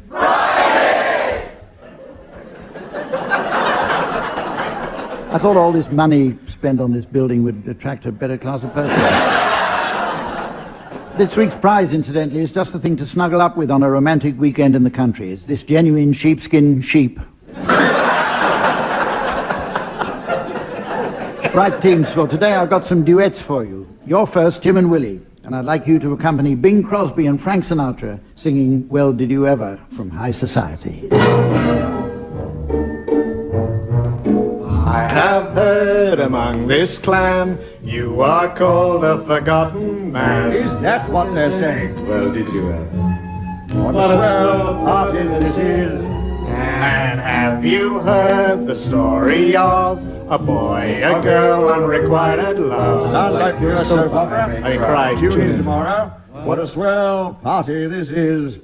What frails, what frocks. What broads. What furs, what rocks. They're beautiful. I've never seen such gaiety. Neither have I. It's all just too XQ, really.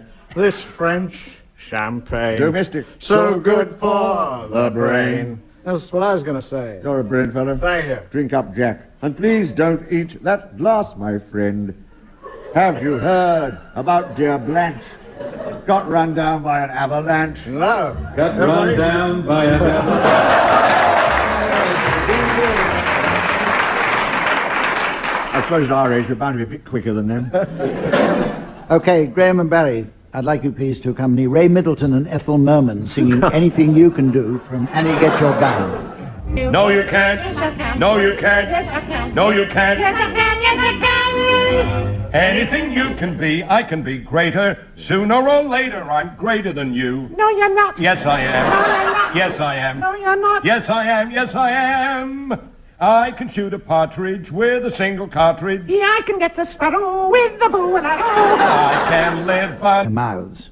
And Tim and Willie, you're to start now, and your title will be displayed via the CD-ROM magic of our digitally enhanced satellite-linked laser display board, paid for by the BBC. And for listeners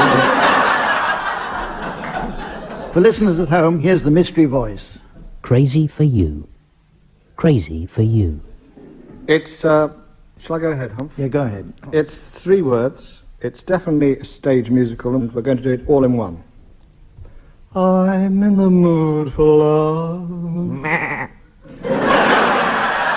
Simply because you're near me.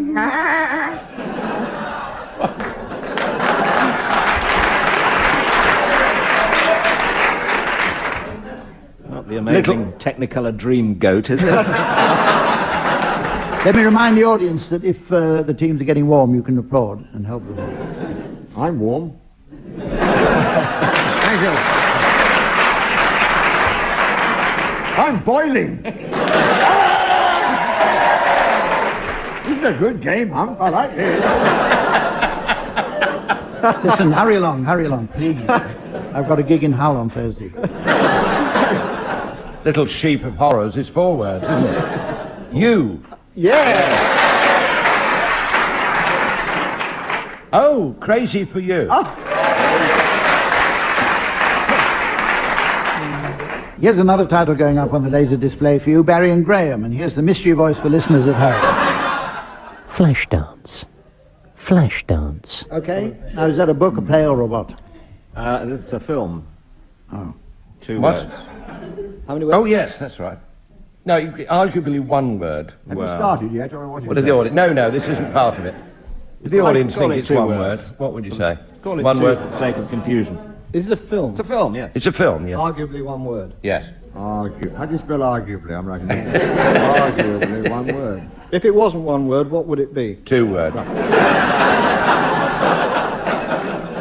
If there's anyone from Hull listening, I'm not going to make it.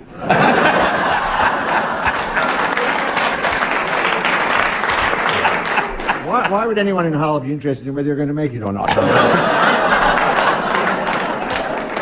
Come on, Barry and Graham, please. Right, it's a film, 1 or 2 words, possibly 3. Right, you start, go on.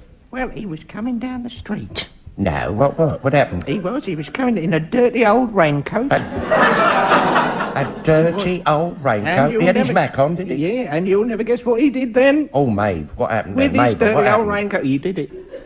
He grabbed me and started doing the quick Oh, step. no, He did it. no. Mabel, I can't believe what you're It's telling me. true. In a Mac, dancing with you, Mabel? Yes. I cannot believe what I'm hearing.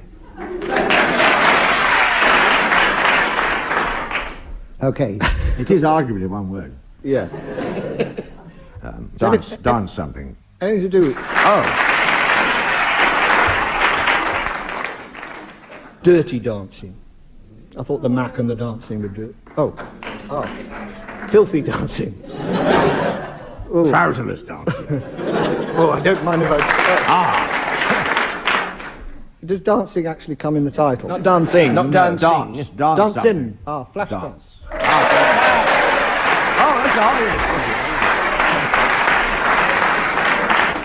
With the score precariously poised, we go on to the next round. which is called Hitler's Diaries, and it was inspired by that unfortunate incident when Rupert Murdoch wanted to publish the writings of a notorious dictator in the Sunday Times.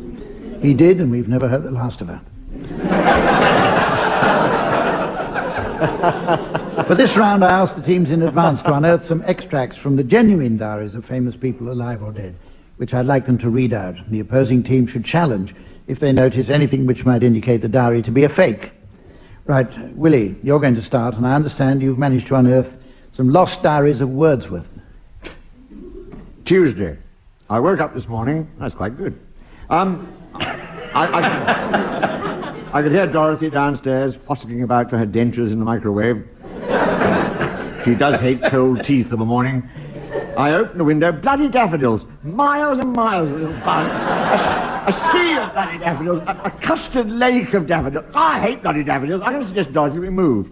Thursday, looked at property in Wandsworth. Stood on Westminster Bridge, bloody awful view. How can people live like this? At least there weren't any bloody daffodils. I like caravan parks. Earth has not anything to show more fair than a decent caravan park.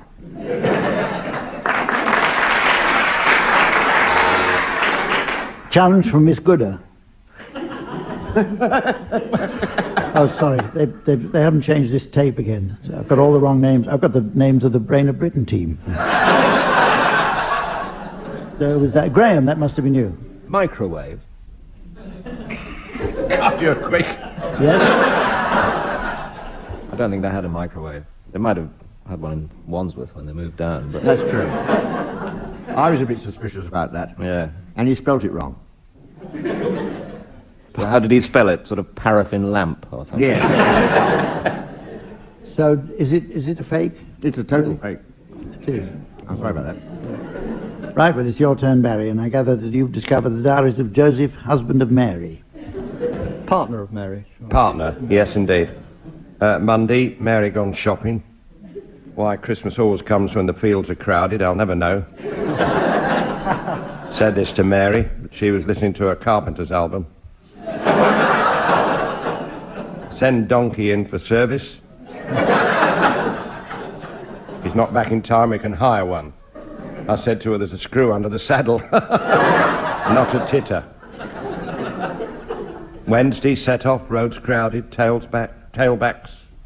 A319 to Nazareth exit. Stop off at Happy Easter for a snack. Thursday, arrive at hotel. Wouldn't you know it, they're full.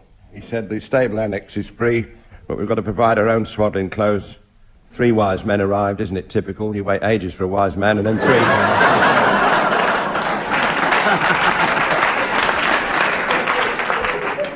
Is this a translation?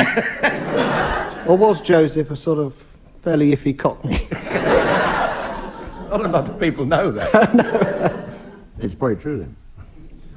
I suppose it is true, is it, Barry? It is. It's vouched for. It's verified. That's right. Yeah. Incidentally, I think tailsback is probably correct. Tails? Yes, indeed. Like courts-martial, you know. Yes, yes. Yes. Jim, I gather you've come up with the lost diaries of Macbeth. I have indeed. On Monday, had a chat with the sisters. They're planning a new TV cooking series. Have I of newts for you? Wednesday the 14th, new glasses arrived and are excellent. I was right, it is a dagger.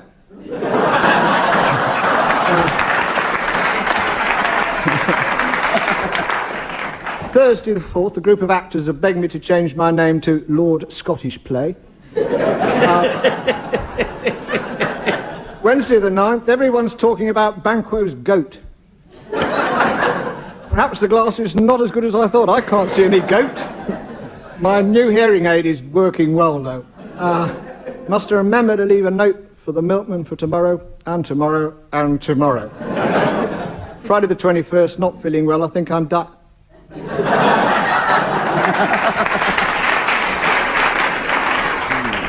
Graham, I understand you've unearthed the lost diaries of Boadicea. I have indeed, yes. Thursday, June 6th. Bloody Romans. They've really got it in for us Iceni, what with the poll tax and closing all the casualty departments. After the last battle, we had to go all the way to St Albans to get stitched up. Had new blades fitted to the chariot. Big Reg down the garage said now I'd have no trouble getting a parking place at Tesco's. June 7th.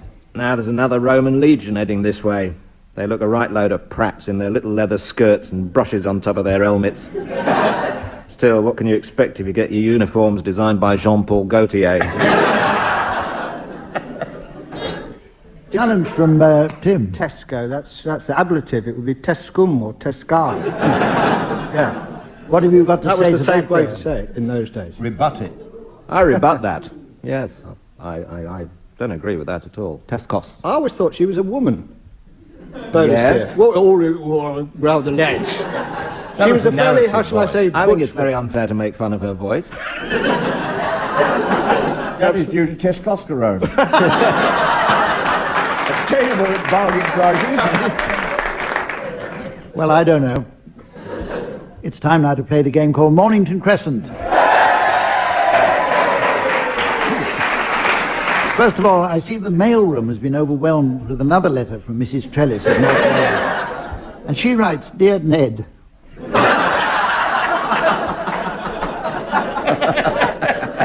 Dear Ned, wonderful, marvellous, extraordinary, remarkable are just 4 of the many words on page 93 of my new thesaurus.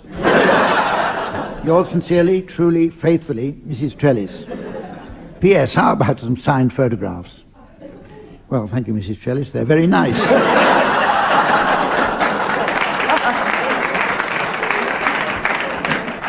Right, on to the game teams. This week, in honour of the recently announced reopening of the Mornington Crescent Underground Station, we'll be reverting to standard deviation. Always the purest form, I think. So remember, teams, the nib holder may play advantage after a looped move, which means it's probably best to avoid fairlop altogether. Okay, Tim, will you start, please? Green Park. Birdcage Walk. West Cromwell Road. Fairlop. Yeah, that's very clever, is it? Yes, yes. Well, you got away with it that time. Well, you had... No, you can. Cheapsides. Mortimer Street. Hang about. Where? Nib holding. Is that the hangabout gyratory system?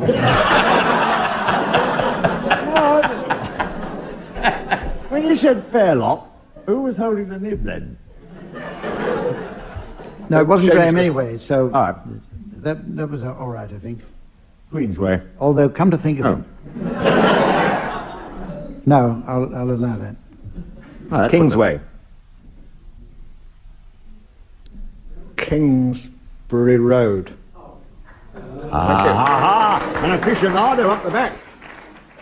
Kingsbury. Fairlop. Because he's got... Yes.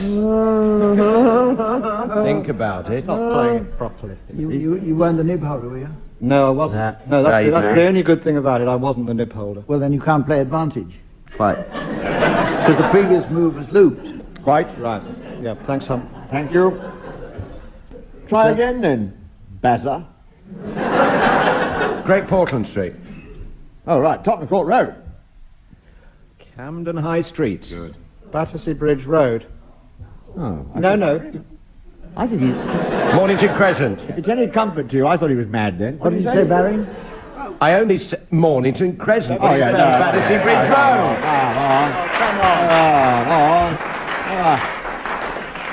Road. We were playing very bad. And a loop. I think trying to draw attention away from the winner by babbling on like that is... I agree. Not terribly sporting. Bad losers. Bad losers. I'm talking to you, Tim. Well, our next round is called Just a Minim, and it's a kind of homage to that hilarious program which reveals Nicholas Parsons at the very peak of his mental form. Sale of the Century. Teams, I'd like you please to sing a song of my choosing without repetition, hesitation, or deviation. Those not singing may buzz to challenge. You'll be accompanied at the piano by Colin Sell. Incidentally, I've recently been sent a cutting from the Farmers' Gazette about a concert Colin gave at this year's Set Aside and Subsidy charity ball. It reads, Colin's piano playing was much enhanced when he had a go at singing... Oh, wait a minute. I'm sorry, that should read, when he had a goat singing as well.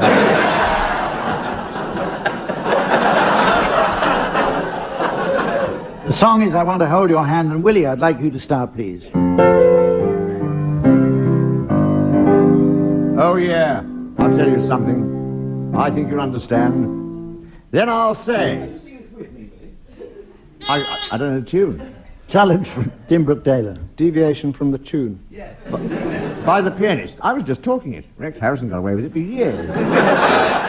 And actually, Colin, I don't want to be pernickety about this, but as accompanist, you're meant to play with him and not him with you. Might help if you took those headphones off and joined the real world. Okay, start again.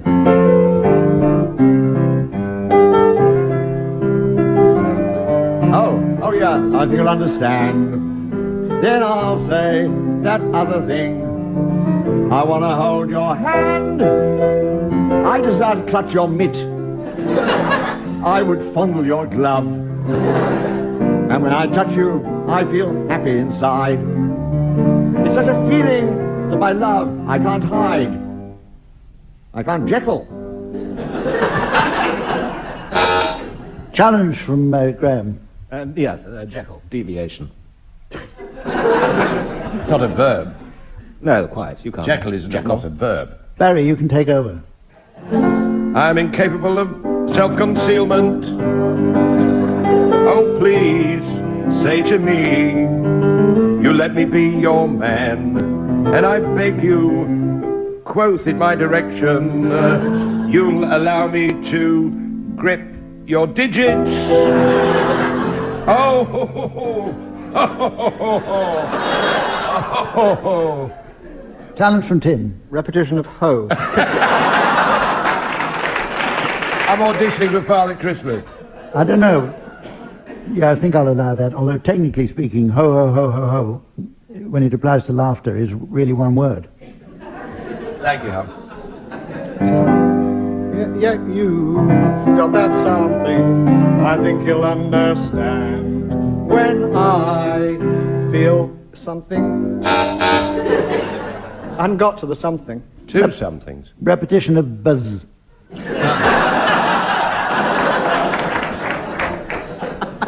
I'll tell you what, it's very nearly time to go, but before Sven nips out to fulfill his part-time role as junior EC fisheries officer, apparently it involves picking up Spanish fishermen and inspecting their fish nets for... Please. For irregular-sized tackle. Anyway, I'd like you teams to suggest some titles of songs likely to prove popular with the fishing community. Barry, will you start, please? Fish Finger by Shirley Bass. Shark, the Herald Angels Sing.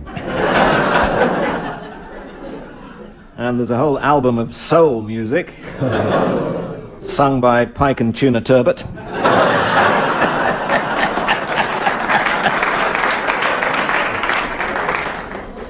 Ray Charles. Ray, oh yes. And Little Pilchard. Salmon Chanted Evening. Stickleback Writer. If I'd known you were coming, I'd have baked a hake. A nice choral number, Why Are We Waiting? Prawn Free. Sturgeon on the corner, watching all the girls go by. I'm leaning on a lamprey.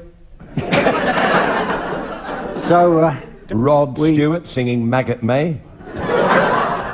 The theme song from The Anchovy and the Ecstasy. Girls just want to have fins. Nellie the Halibut packed her trunk.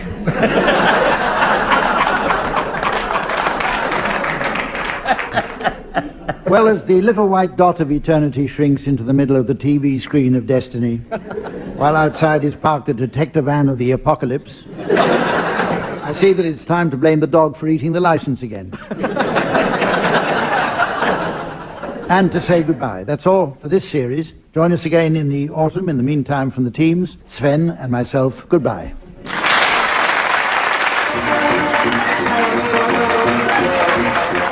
Tim Brooke-Taylor, Barry Cryer, Graeme Garden and Willie Rushton were being given Silly Things to Do by Humphrey Lyttelton, with Colin Sell setting some of them to music. The programme was produced by John Naismith.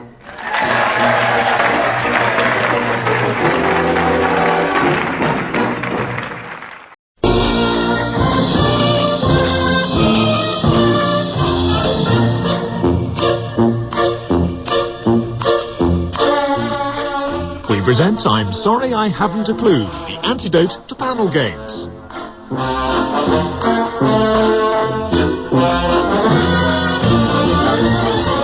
At the piano is Colin Sell, and your chairman is Humphrey Lyttelton.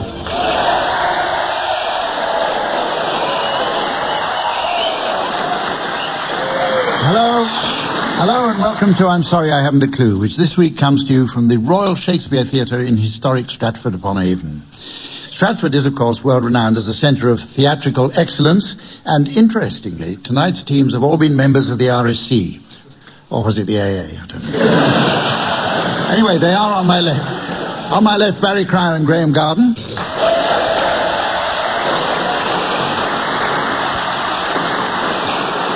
On my right, Willie Rushton and Tim Brooke-Taylor.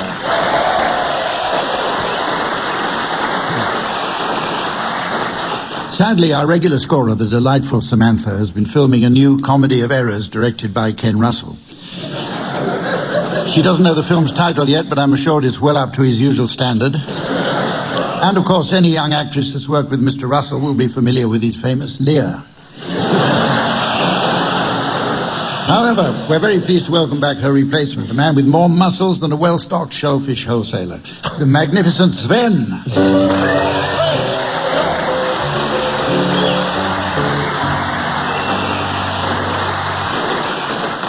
Right, our first round is entitled Double Feature. Few things are as evocative as a great film title. Citizen Kane, Gone with the Wind, Death Wish 4, Audience Nil. However, due to the continuing poverty of the British film industry, directors are now being encouraged to make new films from the remains of two or more old ones. So, teams, I'd like you please to suggest the titles of some possible film remakes. Willie, will you start, please? National Velvet, To Wong Fu, Thanks for Everything, Julie Newmar. Get Carter, you have Racing from Newmarket. Graham? Yes, if you put together 12 Angry Men, 9.5 weeks, and Fellini's 8.5, you'd get 30-something. Tim? If you combine Dumbo, Road to Morocco, Raging Bull and Adventures of Noddy, you get Big Ears Gets Road Rage in Toy Town. Barry? Combining Break of a Rant and Gone with the Wind.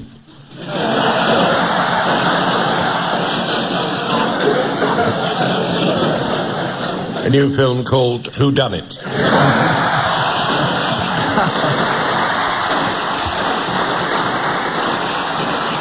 Okay, any more? Last of the Americans, Red October, Some Like It Hot, Pocahontas, Last of the Red Hot Pokers.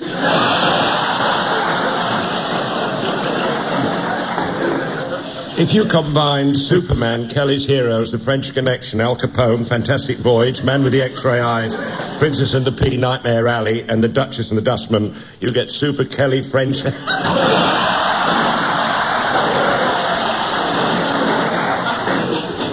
I won't bother finishing that, I don't. Any more? Right, well, our next round is called Dropout Song, which might imply that there'll be dropout singing. Well, nothing could be further from the truth. None of them can sing a note.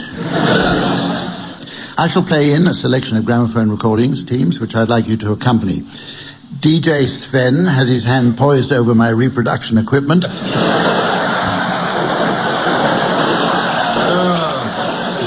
And at my signal, he'll twist the knob, causing everything to drop out. If when the music returns, you're closer than a gnat's semi-quaver to the original, I'll be awarding points. And points mean prizes. What do points mean? Now go and invade Czechoslovakia. Come back, madam, I'm only joking. This week's prize is just the thing to keep the animal lover warm at night. It's this lovely hot water buffalo. Barry, I'd like you to start by accompanying Al Jolson singing Swanee. I've been away from you a long time. I never thought I'd miss a song. Somehow I feel your love is real. Near you, I want to be. The birds are singing, it is song time. The banjo's strumming soft and low. I know that you yearn for me too. Swanee, you're calling me. Swanee, how I love you, my dear old Swanee. I'd give the world to be among the folks in DIX. I even know my mammy's waiting for me, praying for me down by the Swanee. The folks up north will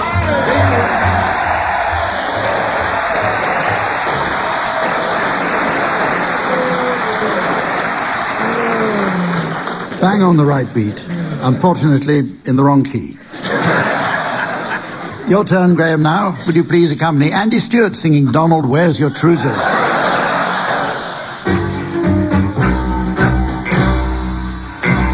I've just come down from the Isle of Skye. I'm no very big and I'm awful shy, and the lasses shout when I go by, Donald, where's your trousers? Let the window high, let the window low. Through the streets in a kilt I'll go. All the lasses say, hello, Donald, where's your trousers? A lassie took me to a ball, and it was slippery in the hall, and I was feared that I would fall, for I had me on my trousers. Let the wind blow high, let the wind blow low. Through the streets in a kilt I'll go. All the lassies say hello, Donald, where's your trousers?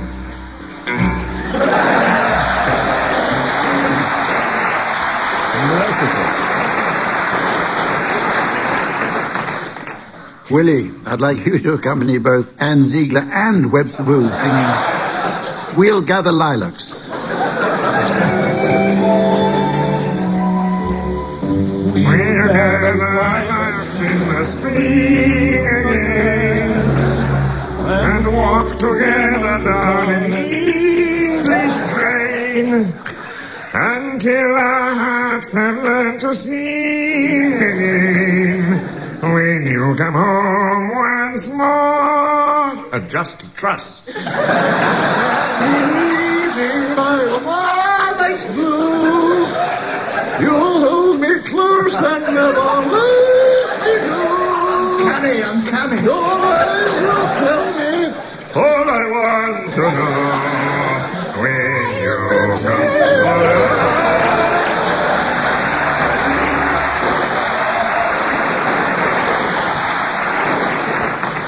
Finally, Tim, would you please accompany Adam and the Ants singing Prince Charming?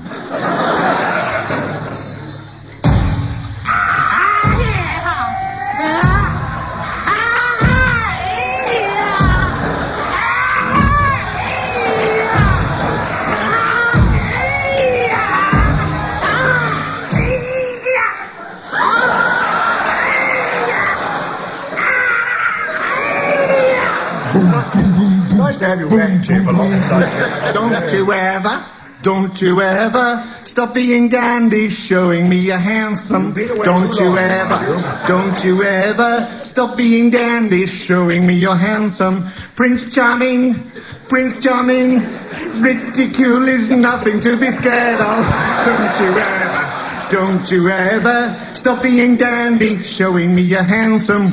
Boom, boom, boom, boom, boom, boom, boom. Don't you ever lower yourself, forgetting all your standards, and just...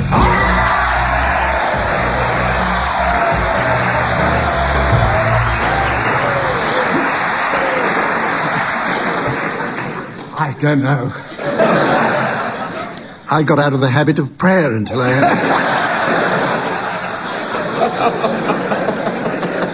had to sit here waiting for that damn tape to come back in.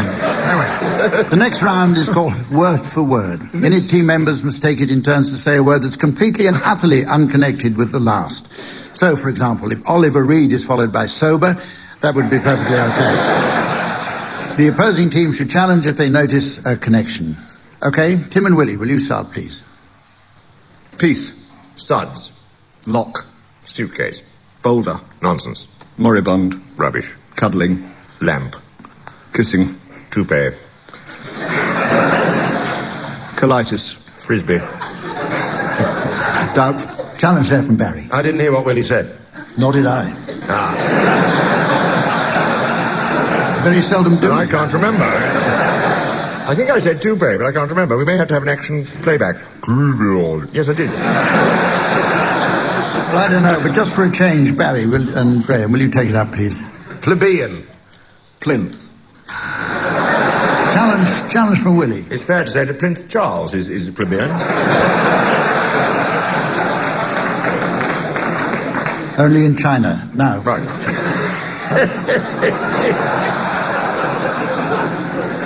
Go on, Tim. Jockstrap. Challenge from Graeme. There's a connection between jock and strap, surely. Not on the newer models. Go on. Pedestal. Antimacassar. Trumpet. Truss. Challenge from Tim. My auntie used to play the trumpet.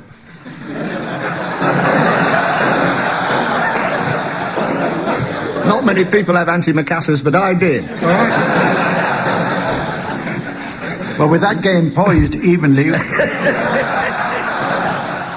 it's time to play the game called Sound Charades. This is run on similar lines to the TV show that put Lionel Blair where he is today, visiting his aunt in Solihull. In this round, each team will act out the titles of a well-known book, film, TV or radio program for the others to guess. The difference is that in our version, team members are permitted the use of their mouths. Barry and Graeme, you're to start, and your title will be shortly broadcast to our theatre audience via the laser-projected, digitally enhanced, satellite-linked, computer-generated display screen, so thoughtfully provided by our hosts. Meanwhile, here's the mystery voice. Here's the mystery voice for you listening at home. QED. QED. Okay, tell us what it is. A TV program. 3 words. Very real sense. 3 words. Here we go. I want some scratch cards. Edie, be patient. Join that line of people. How am I?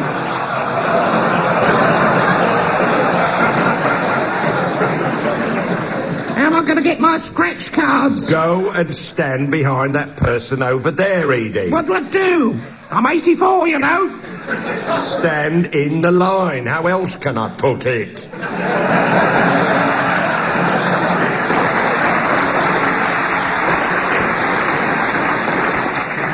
There was a sort of billiards thing. Was it Q? Is the word Q? There's Q in the... No, it's not in the title. We've got more applause. So it is. Oh. Q. Q. 3 words, television. Clues in the question.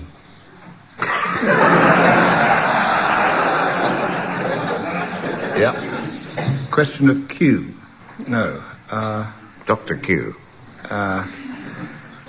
Q. Is that a whole word or is it part of a word? Could be. Q. Auto Q. Q is all you get. Can you eat it? Above or below the waist? I don't think we're going to get this. We're bored. Oh, give us another Q. Try some of the names of the characters in the sketch. Edie Q.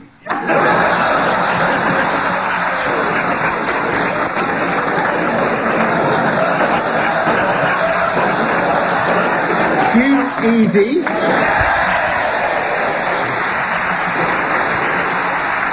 I would question that that's 3 letters.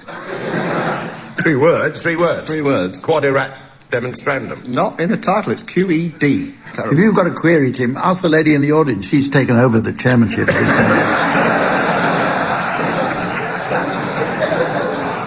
Right, it's your turn now, Tim and Willie. Your title is going up on the laser display. And here's the mystery voice for our listeners at home. River dance. River dance. EDQ.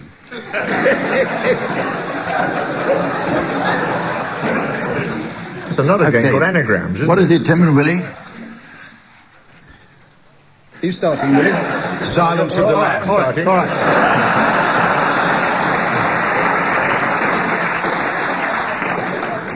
One word stage show theatre. Yes. Oh, what do we do? Alas, we have Torville and Dean and the ice has melted.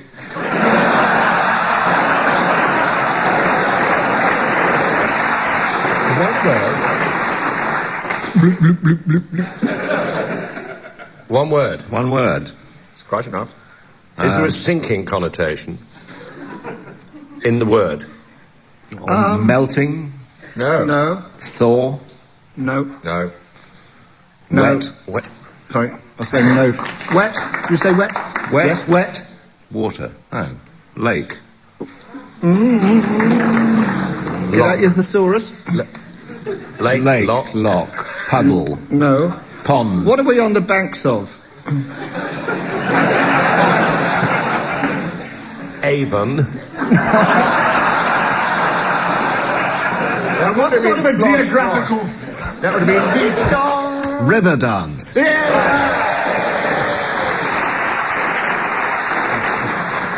Right, well, it's now time to play the game called Mornington Crescent. But first, I notice we've been inundated by a card from a Mrs. Trellis of North Wales.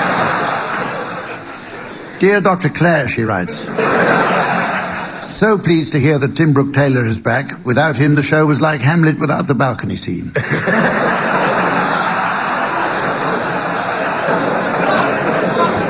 Thank you, Mrs. Trellis. How true.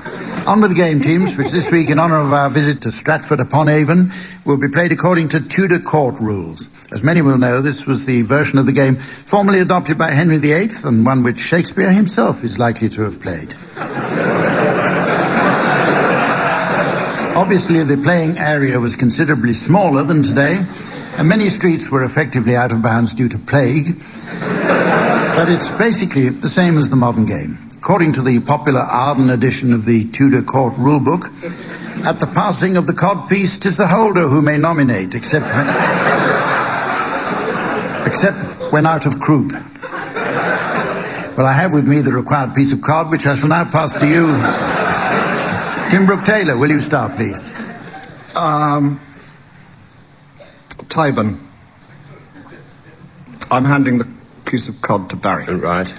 Received. I'm not in croup, am I, because of that? No. Right. No. Not yet. Curzon Street. Pass us the fish, then. I will lob. But you...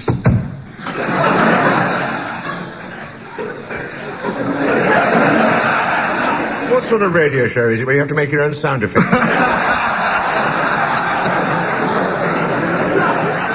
And quite frankly, a card landing on a desk is bloody difficult. I don't know. As you proved, so Yes. effectively. Carry on, Willie.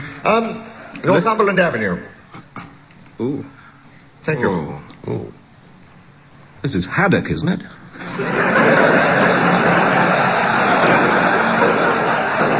It's cold over here when it landed. Doesn't travel well. Globe Lane. Oh. Pudding. You're right, it is Haddock Lane. Ah. Oh, yes. Oh. Hay Hill. He's out of croup, isn't he? True. I'm thinking, wait a minute.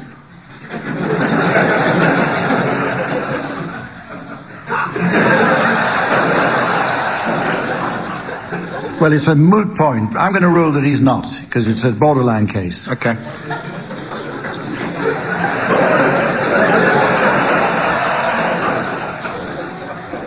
Carry on, Willie, then. Gin Alley. That fish is still breathing. It's about the only thing that is. Southwark Road. Tower Hamlets. Pie Corner. Oh. Go on, Willie, go for it. Let's have a glass of water first. You're out of time, Willie. Morning,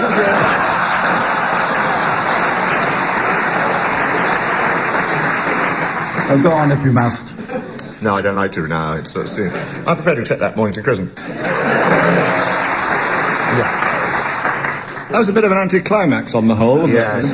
But then it used to be in the 16th century. Anticlimax is...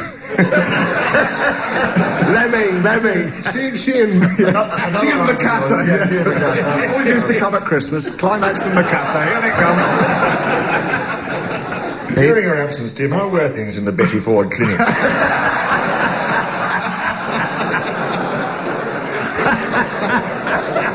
It seems another week or two might do you a little good. It's time now for a round of limericks, the simple rhyme scheme that still has devotees flocking to the Irish town of Stanza. Teams, I shall furnish you each with a fruitful first line, which I'd like you to continue in limerick form, taking one line each. We're going to start with you, Tim.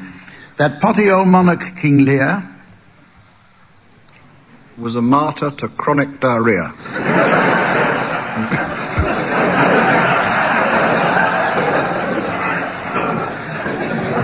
He'd sit on his throne,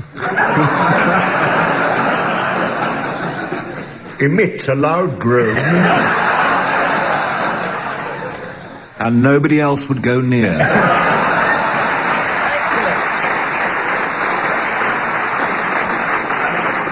Here's one for you, Barry. Oh, dear. That warrior Coriolanus.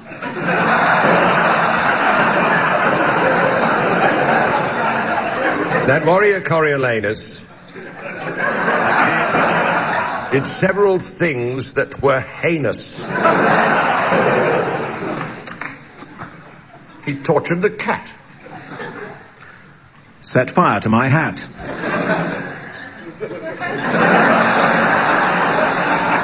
And now he's been sick in my trainers.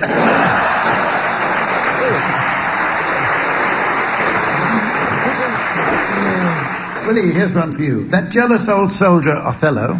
That jealous old soldier Othello let out a stentorian bellow. He fell on his sword. And shouted, "Oh, God." That's the last time that I'll play the cello.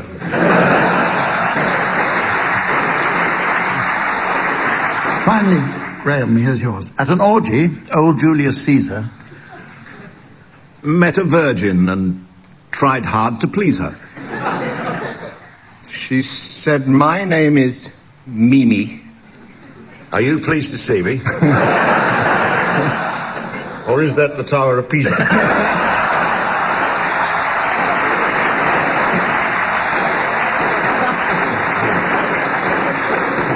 It's now time for a round called Just a Minute. It's a musical version of Just a Minute with Nicholas Parsons, which consists of hilarious stumbling attempts at broken speech on any given subject, while the panelists wait for him to finish his introduction.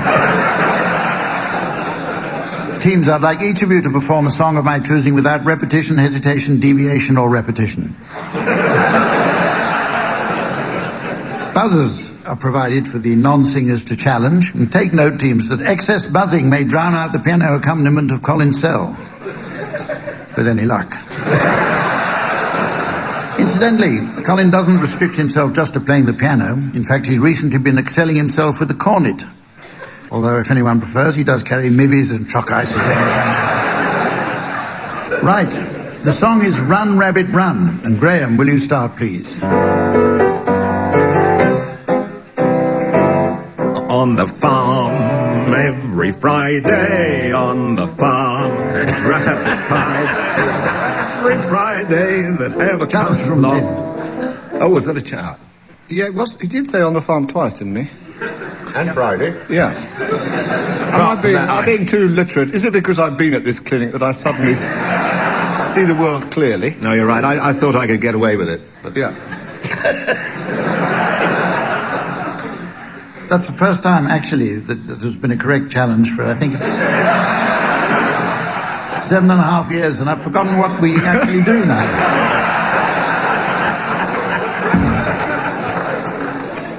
Tim, pick it up.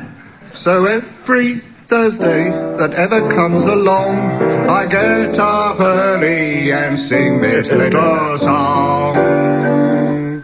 Move it, furry creature, flee, lapin on your bike, hasten, go. Move it, bugs, flee, flopsy, mopsy, on your way. I don't have to go on. I heard a buzz. I definitely heard a buzz. Hesitation. From Graham. Deviation. He didn't sing Run Rabbit. No, he didn't. No, but you pick it up. You'd already done saving it, wasn't yeah. it? Clever It doesn't move. matter where you do it. You sure? That's not what I heard. That's what the policeman's told me, isn't it? It's what you do. It's your turn, Willie. Bang, crash, wallop, whoop. Go the farmer's gun. Lope, possum, sprint. Kangaroo, jump, lurch, lope. Oh my God, it's better run. You see? Teamwork. Oh, brilliant. Challenge from Graham. Oh, we had rabbit in rabbit pie at the beginning. All right. I accept that. Well, that was fun. Let's have another game. Wish they wouldn't make me say that was fun all the time. I'll decide if it was fun or not.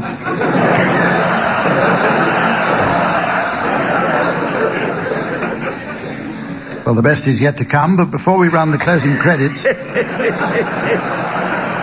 there's just time, I notice, for a quick round of Painter's Song Book. So while Sven nips out to practice his stroke technique, I'd like you teams, please, to suggest some titles of songs likely to prove popular with an audience of painters. Start with you, Graham. Rembrandts keep falling on my head. A happy day goes here again. When the red Rubens comes boobins along. Money, money, money.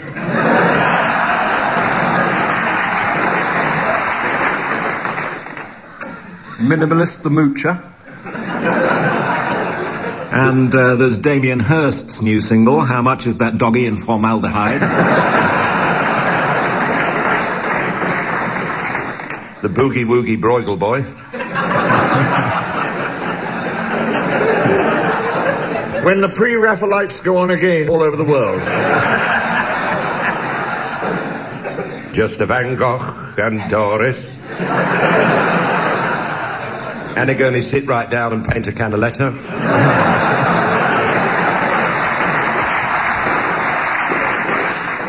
Life is just a Botticelli.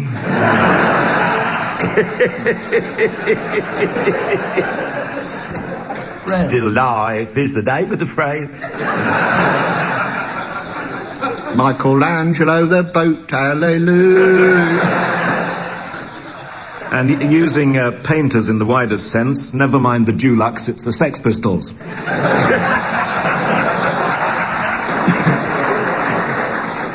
Well, ladies and gentlemen. Yellow chair up high in banana tree. There'll be a note about that in Radio Times. Well, as the still warm seat of eternity is lifted by the Char Lady of Time, before she brandishes aloft the toilet duck of destiny, I notice it's the end of the show. So from Sven, the teams, and myself, goodbye.